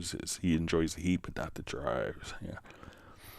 All right, so we see from John Barry, he says, in Olympus Elements, could I create an expression map? It has a key switches, but they do not import. Yeah, there's some libraries that, we'll take a quick look. Let's add it.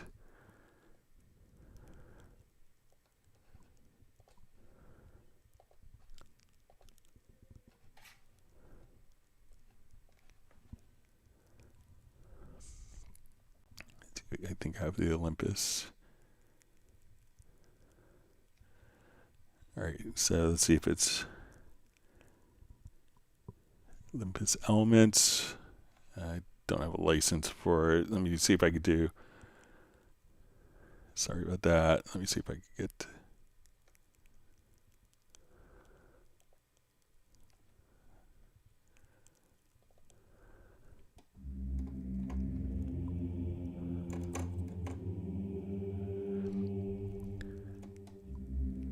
So like here, I don't think any of these are actual key switches. Let me see if I could activate.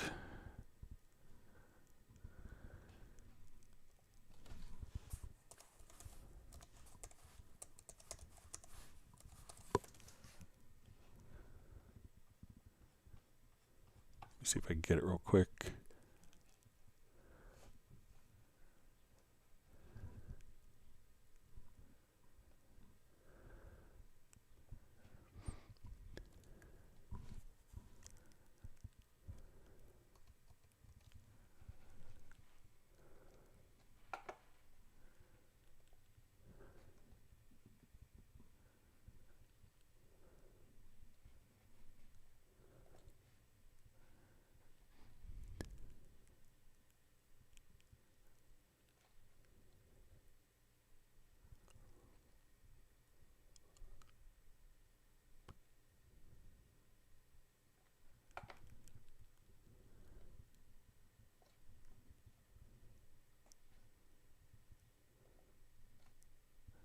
Let me just see if I could disactivate it quickly.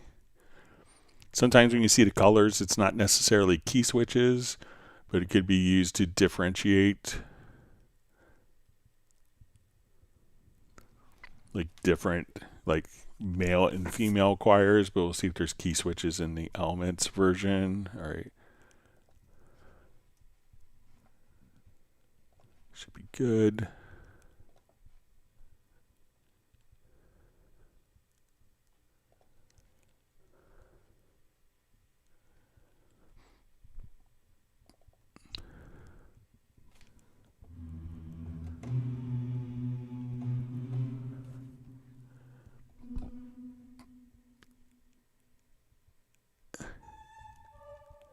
Yeah, so I think that these are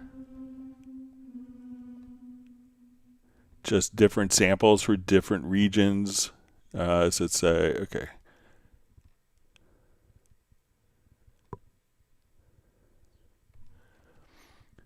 So I'm not sure if they're actual. It's like these are like the male voices.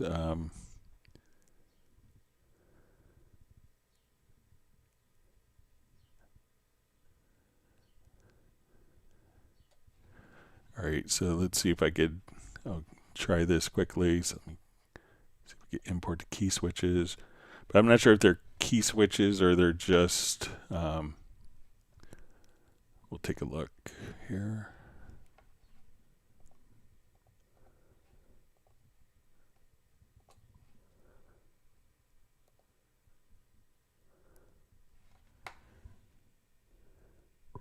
I'm going to open it in Howlian real quick, and we'll see if we could see if there's key switches or they're just. But I have a feeling that it might just be colored and maybe not actual key switches.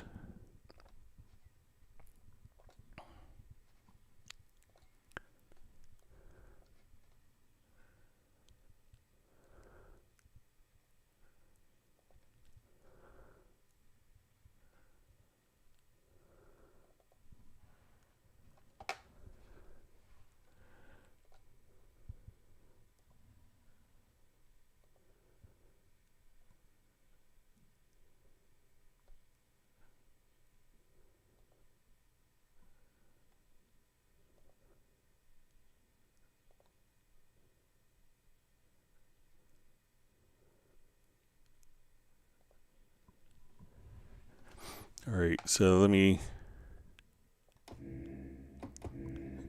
see if I could open up a quick keyboard, see if I could get that in the range.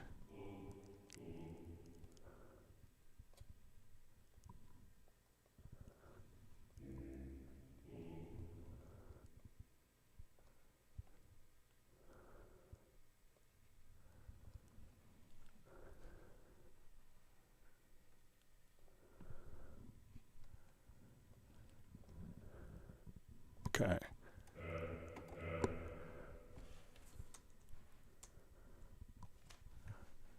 All right, so I'm going to trigger the key switch here.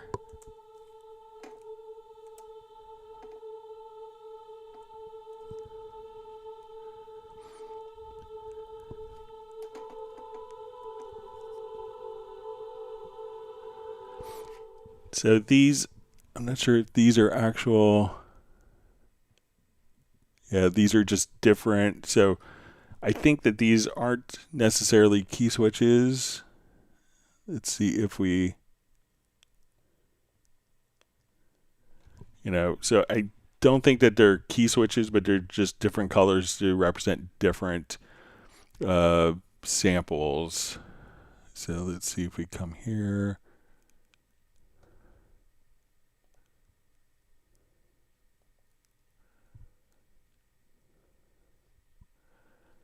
Yes, I don't think, but let me know if it's a particular patch, but I think that maybe those aren't actual key switches, but just different samples on different ranges of the keyboards that are indicated with color.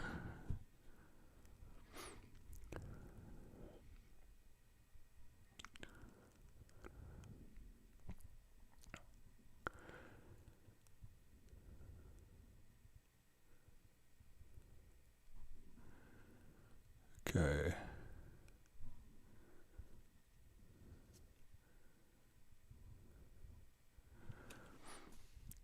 Okay, so we see John Costigan thanking Jazz Dude for updated Iconica templates. Yeah, so Jazz Dude, I sent them to Jazz Dude for him to to distribute. So glad it's being used. Okay, so John's saying it might be a specific preset, maybe the init preset. So let's see if there's...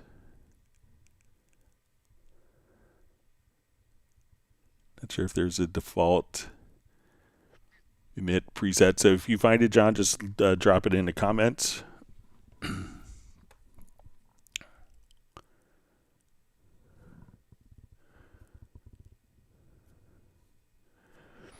Okay, so you see from HSP products, why is the depth control in the multi-panner disabled? What is the difference between using a mono or stereo source with it? All right, so let's take a look. See if I still have my 5.1 out.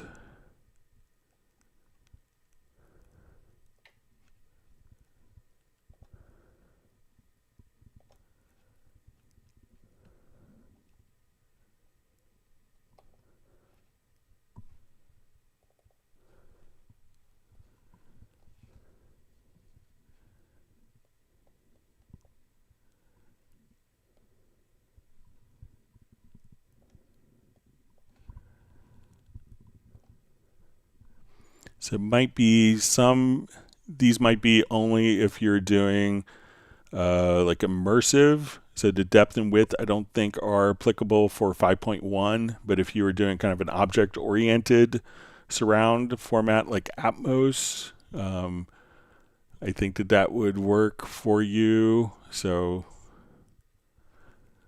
let me just try it real quick here. So some multi-pan functions like the height isn't applicable in 5.1. But we'll see if I still have this project in recent.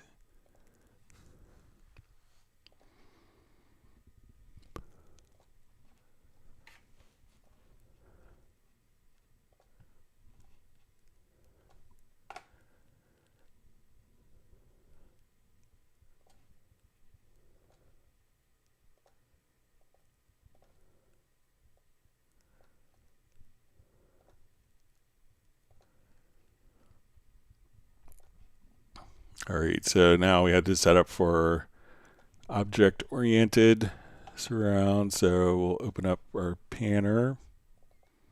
And now you can see that, let's see if we go to object mode.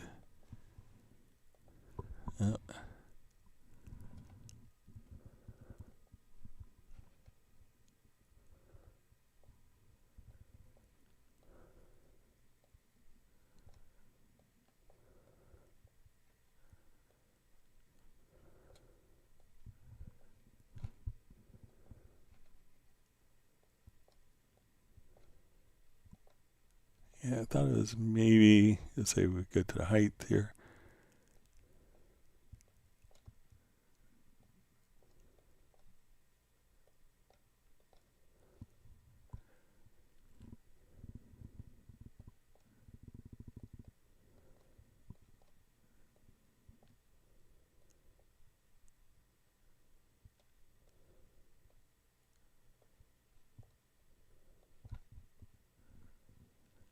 Yeah, so it might be, sometimes you get different functions with, like when you're in object mode, you don't have LFE.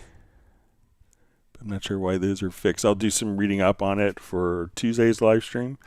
I'll make a note of that. Sorry about that. And if you're doing mono, so if it's a mono source, you would see just one point for doing that. And then a stereo source, you would see like 2 points. So if you wanted to converge the stereo to make it narrower or wider, you could have control over that in regarding to the mono versus stereo in a multi-panner.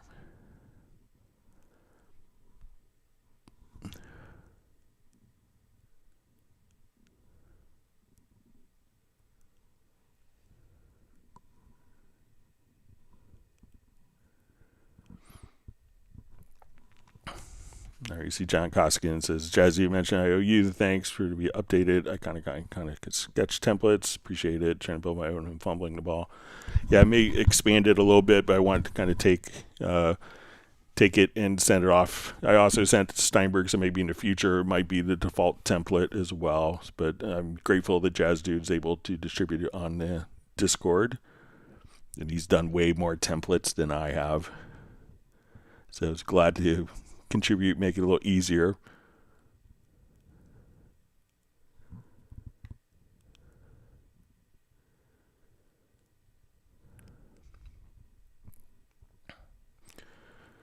All right, so we see just from... So we see John Barry says one set of the color key switches, the vowel sound for both the male and female, set for female. I thought it might be nice to have that as a map. So probably in Hallian, you might be able to kind of, move the samples around and set up a key switch. I could see if I could maybe get that for Tuesday's live stream. If you want to see how to do it in Hallian, might be able to. All right, Uno Memento wants people to hit the like button. All right, John Koskins received 1 gallon of almond cherry ice cream.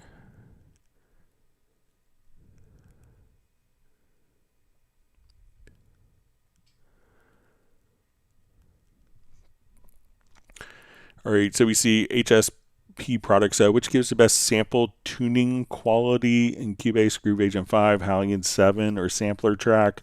Do they use the inside of Hallian Sonic 7? It's Trip. Do they use the same algorithm? So in the Sampler Track there is, and Hallian 7, I'm not sure if it's in Groove Agent, but we'll check. So let's say if I drag this to my sampler control, there is like a unique algorithm here when you go to like when we go to audio warp, you'll see the spectral HD and spectral vocal. So that's in Hallian 7 in a sampler track. I'll check to see if it is part of Groove Agent. I'm not sure if it made it in 6 or not, but let me just check.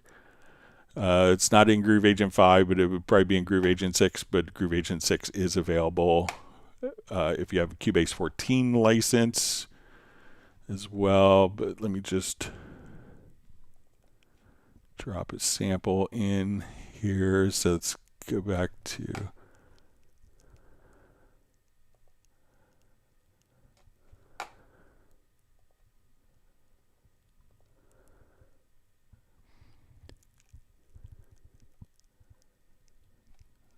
I think if we go to maybe under sample,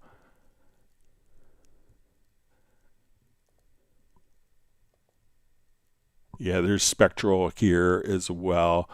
So this may not have the algorithm that's designed for voice. So there's a spectral voice algorithm, but for different algorithms for that's kind of more tuned to percussion, you could do that there. So slightly different in Groove Agent 6, but the same algorithms in Hallian 7 and the sampler track.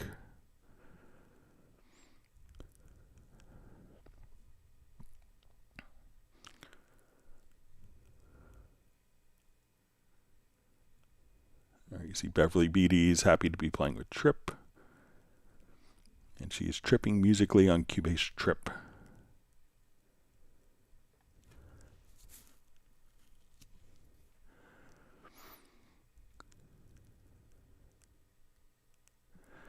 Okay, so we see from John Koskinen says, Greg, I have to admit, I do not know what the init preset is. What am I misunderstanding? Sometimes you'll have a preset for a plugin or an instrument that's just the initial setting. So if I go to, let's say, I come over to Jazz Essentials. Let's see if there's... Nashville, I think, would have it. All right, so you may have a knit Nashville kit. So this may be just kind of like the raw drum sounds as you're working with it, and then different drum sounds may have more effect processing, dynamics, EQs, dynamics processing, compressors, envelope shapers, but the init kit is going to be just kind of like the raw sounds. So that's what I meant by the init kit. All right, Michael Graybill says, great stream today, learned many new things.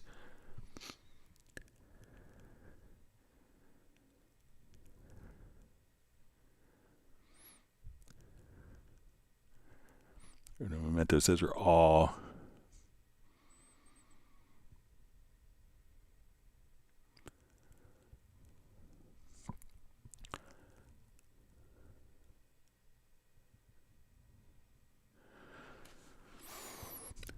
all right.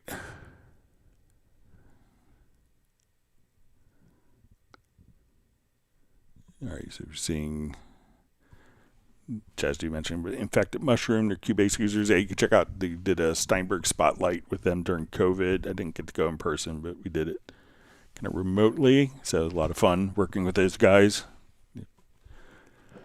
All right, so we see from Sable, it says activating Tonalic Ceremony redeemed, set up an account on their website, copied the license code, and input to activate. Says activation code is invalid. So check to make sure, because you might have to log in. Also, when you get to Tonalic here, the first time you may have to log into your account right there as well.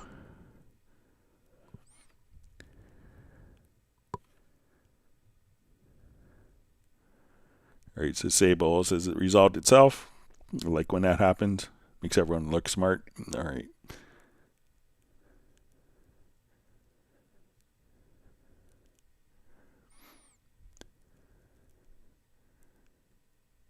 All right.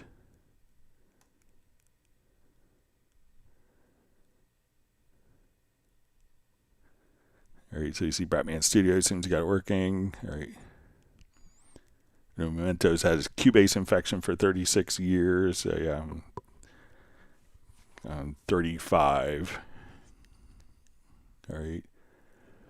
You see Beverly Beatties has to take off. All right.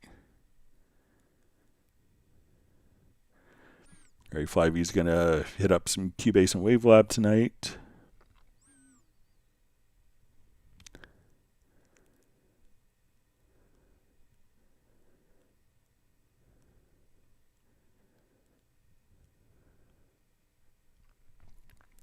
All right, Bratman Studio says, question, Greg, now that I've changed to floating 32-bit, will that affect any of my previous records or virtual synths? No, it's only really going to make a big difference.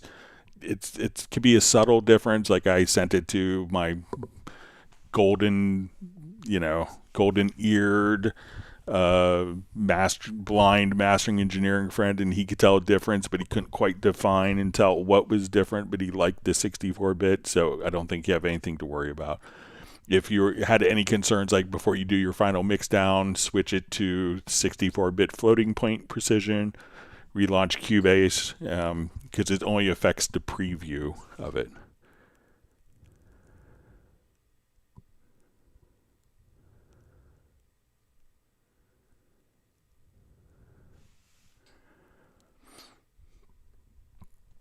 All right, Giorgio Phoenix asks us, every time you double click to open a MIDI event, Cubase will automatically zoom both horizontally and vertically, so that all notes inside that specific event fill the key editor. So it will try to, make a sensible solution. If you have 4,000 measures on your event, it's probably not going to all fit in, but it tries to do a sensible job.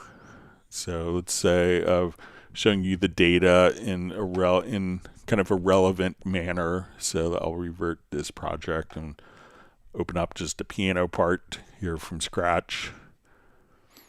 All right, so say we get to the mix console, I go to my Verve felt piano, and it could also matter if we have it set to synchronize or not with the view. So, if we turn the sync off here, I could zoom in independently, but if we want these to be inherently linked when dealing with the lower zone, but if I come over here and let's say I take that, it'll try to show you as much kind of comfortably within, to make sense, so you can see more actual data as needed, but it may not show everything. All right. Gerald Ely just says how to set a MIDI remote to control an automation parameter. So it's not necessarily controlling the automation parameter, but controlling the parameter that is automated, if that makes sense. So let's say I come over here. I have my MIDI remote. So I want to, I'll just kind of close this out here just so we can see the MIDI remote. So I'm going to scroll over. All right. All right, so I want to take this button. I'm going to take this fader here. I'll just switch. All right, so I'm going to take this fader, and let's say now I want to control a particular parameter. I want to control the balance here. So I could right-click on the parameter, and then we could just say, most of the time, we could just say, for like focus quick controls, I'll just open up a different instrument to show you where make a little more sense for, or a plugin. I'll just open the audio plugin. All right, so let's say I come over here to my studio delay, and I want this fader to control this parameter here. So I could right click on that parameter, and we'll say MIDI remote pick up for mapping. So I'm going to come over here, I move that fader and click apply mapping. Now when I move that fader, it's automatically being controlled right here. So, and now as I write automation, I would just simply write that. So we don't necessarily pick up the automation lane and assign it there. We assign the parameter that we want to control, and then we automate that. So, and again, so if I want this fader here, fader 2 to control this fader, just click on it, right click, say MIDI remote pickup, move the fader, click apply mapping, and now fader 2 is controlling that slider, fader 1 is controlling that slider, and you could just kind of keep assigning those particular parameters like so.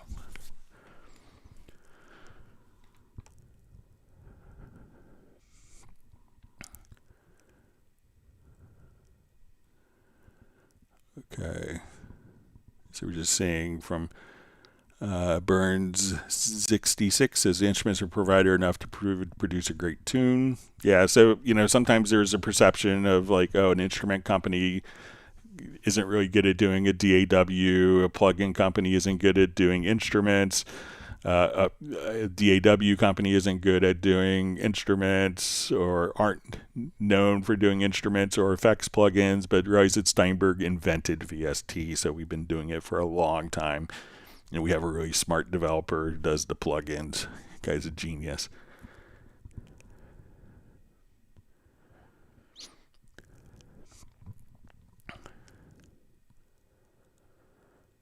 Great.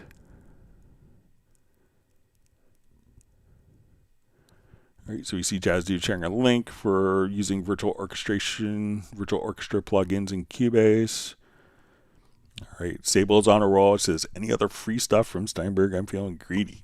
So enjoy what you got. But, check out, make sure that, you have OmniVocal as part of Cubase. Make sure you have if you don't have WaveLab, there's the WaveLab Go version as well.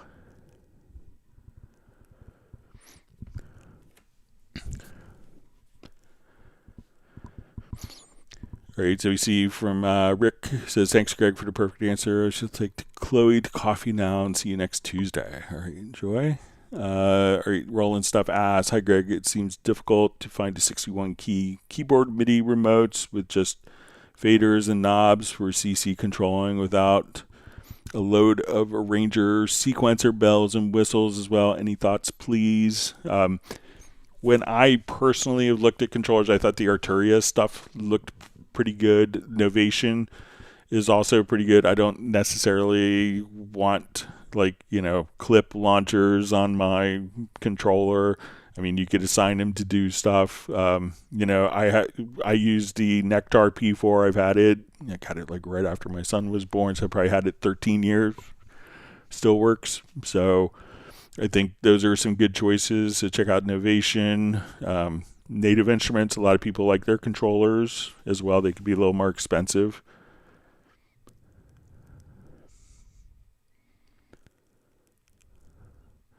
Right, HSP Products says, when adding an instrument track in Cubase 14, it lets you choose the event type, including pattern. Does that mean we could use the new pattern editor with any instrument, not just drum instruments? That is the case. But when we do it now in 15, 15 added a melodic mode. So when we come over here, so if I go to add an instrument, so let's say we add a retrolog, we could choose it just like you see in 14. You could have it be a MIDI part or a pattern event. If you use Groove Agent, it will automatically extract all the drum names in Cubase 15. But let's say I want to do a pattern event.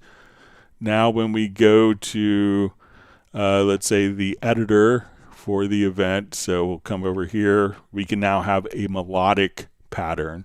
So we could choose it for it to be drums, or we could choose it to be melodic. We could start off with it being kind of monophonic. We could say, okay, I want this to be in the key of F, Aeolian. Okay, so now I could see that. I could add like different notes to go down. So if I want more octaves, we could then switch a monophonic part to a polyphonic part and add additional voices. So we could do all sorts of cool stuff. So, but yeah, even in 14, you could use the pattern editor for any instrument. But there's a lot of cool melodic pattern editing that was introduced in Cubase 15.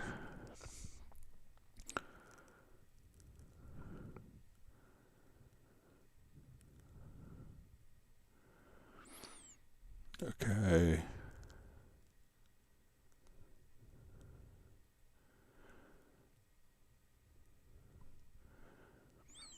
Okay, so we see Gerald Ely just says, thanks, Greg. I thought that was a way. But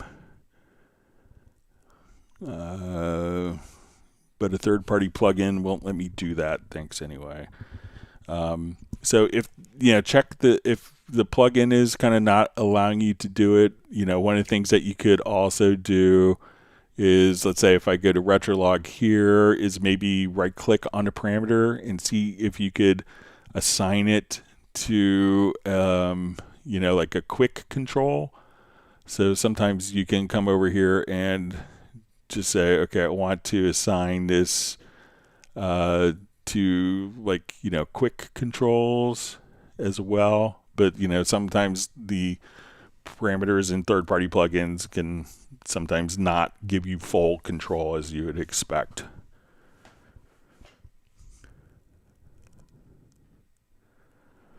All right, HSP Products asks, what's the philosophy behind the arranger track and how can it help with music arrangement? Is it similar to old pattern-based systems like Notator? So I never used Notator, I looked at the interface, didn't make any sense to me.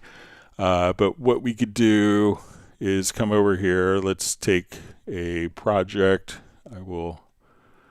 It's going to allow us to work non-linearly with a linear-based project. So if we have just a basic song structure, so I'll revert this project here quickly.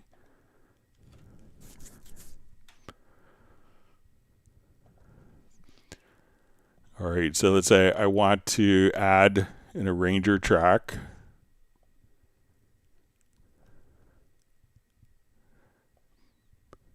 All right, so I'll just come here and say, okay, let's add an arranger track.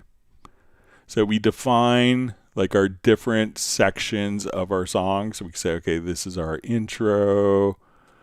This is verse 1. Maybe I like a portion of verse 1. So this is our chorus. So, and you could define these and be kind of very quick with them. So now I have all of my sections defined. I can hold down my Alter option and label these as I see fit. And then we have an arranger chain. So I can say, okay, I want to do intro twice, verse 1. I want to go to E. Let's go to C and D. So I activate the arranger chain. Instead of playing linearly through, it's going to play back our intro twice. So we'll come over here. So, and this will allow us to have the arrangement kind of jump around in time. So we can say,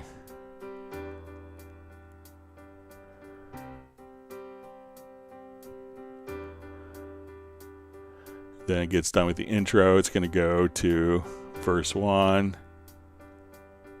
What did you say? And I didn't set this up in a proper way. So let's say after verse 1, I want to go to C twice.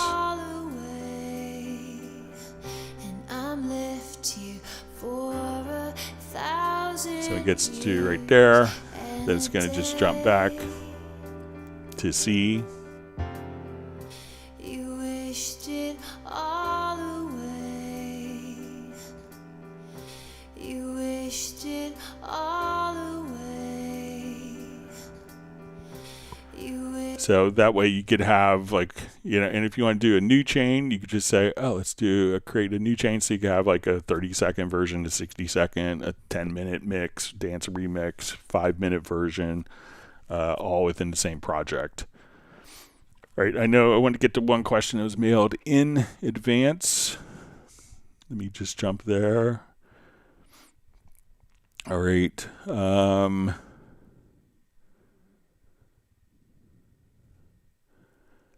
Okay, how to work with effects chain presets when doing direct offline processing. All right, so let's say I want to come over here. I want to take this vocal.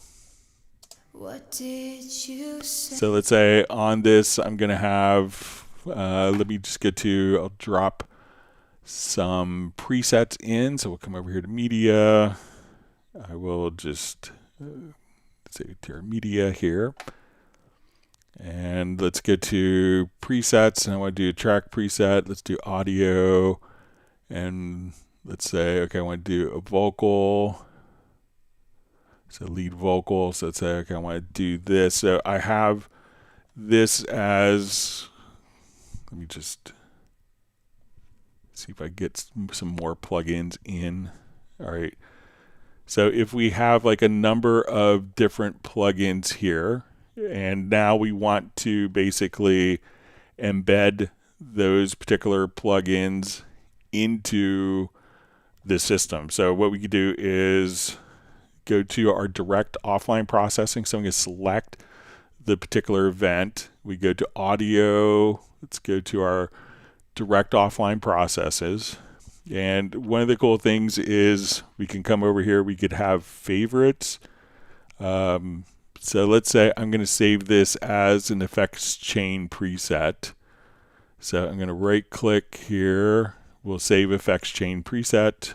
And we'll say, okay, uninvited. I'll hit OK. So now we have this particular preset. So when we go to work with, I'm going to, let's say I'll select all of these on this file, and I'm going to remove this. All right. So we could come over, and once we're here, we could just say, if I remember right, let's go to, we're going to select a preset. So I'm going to load up my effects chain preset. So let's say, okay, we saved it as uninvited. Okay.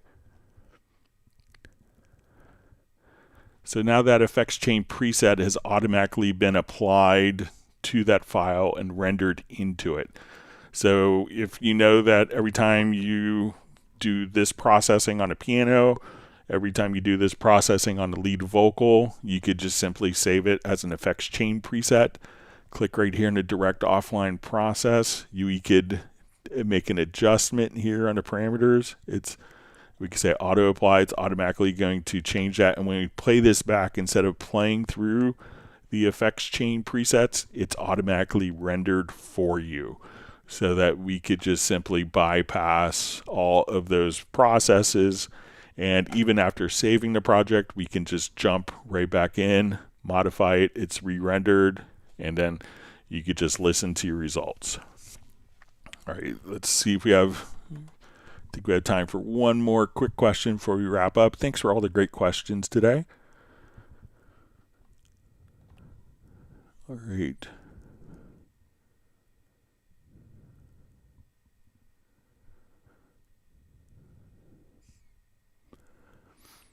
All right, you see Vince 5E checking, just thanking myself and Jazz Dude and all the members. All right.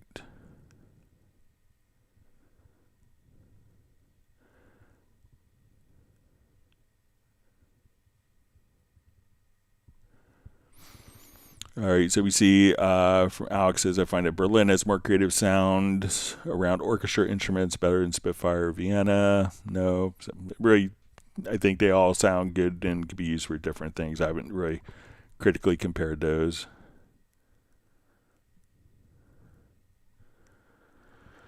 All right, so we have a question. Is there a way to synchronize Media Bay with the chord track so that the loops I preview always match the chords key of my project? So I don't think that there's a way to do it with the chord track.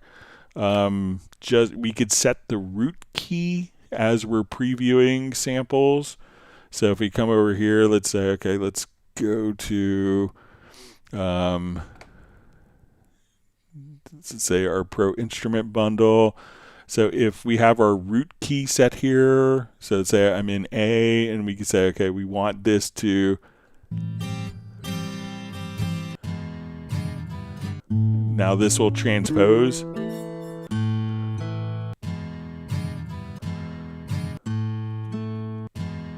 So we could have it automatically transpose to the root key, but it's hard to actually get it to preview with the chord track if you don't know at what point in the project that the chord track should start to be previewed through.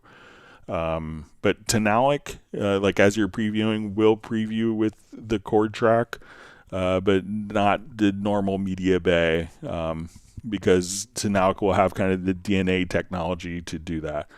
All right, so we are out of time. Thanks everyone for the great questions. I hope that everyone's learned a new tip or trick. And if you have, make sure you hit the like button. It's great to see new users. We hope to see you back and be part of the community.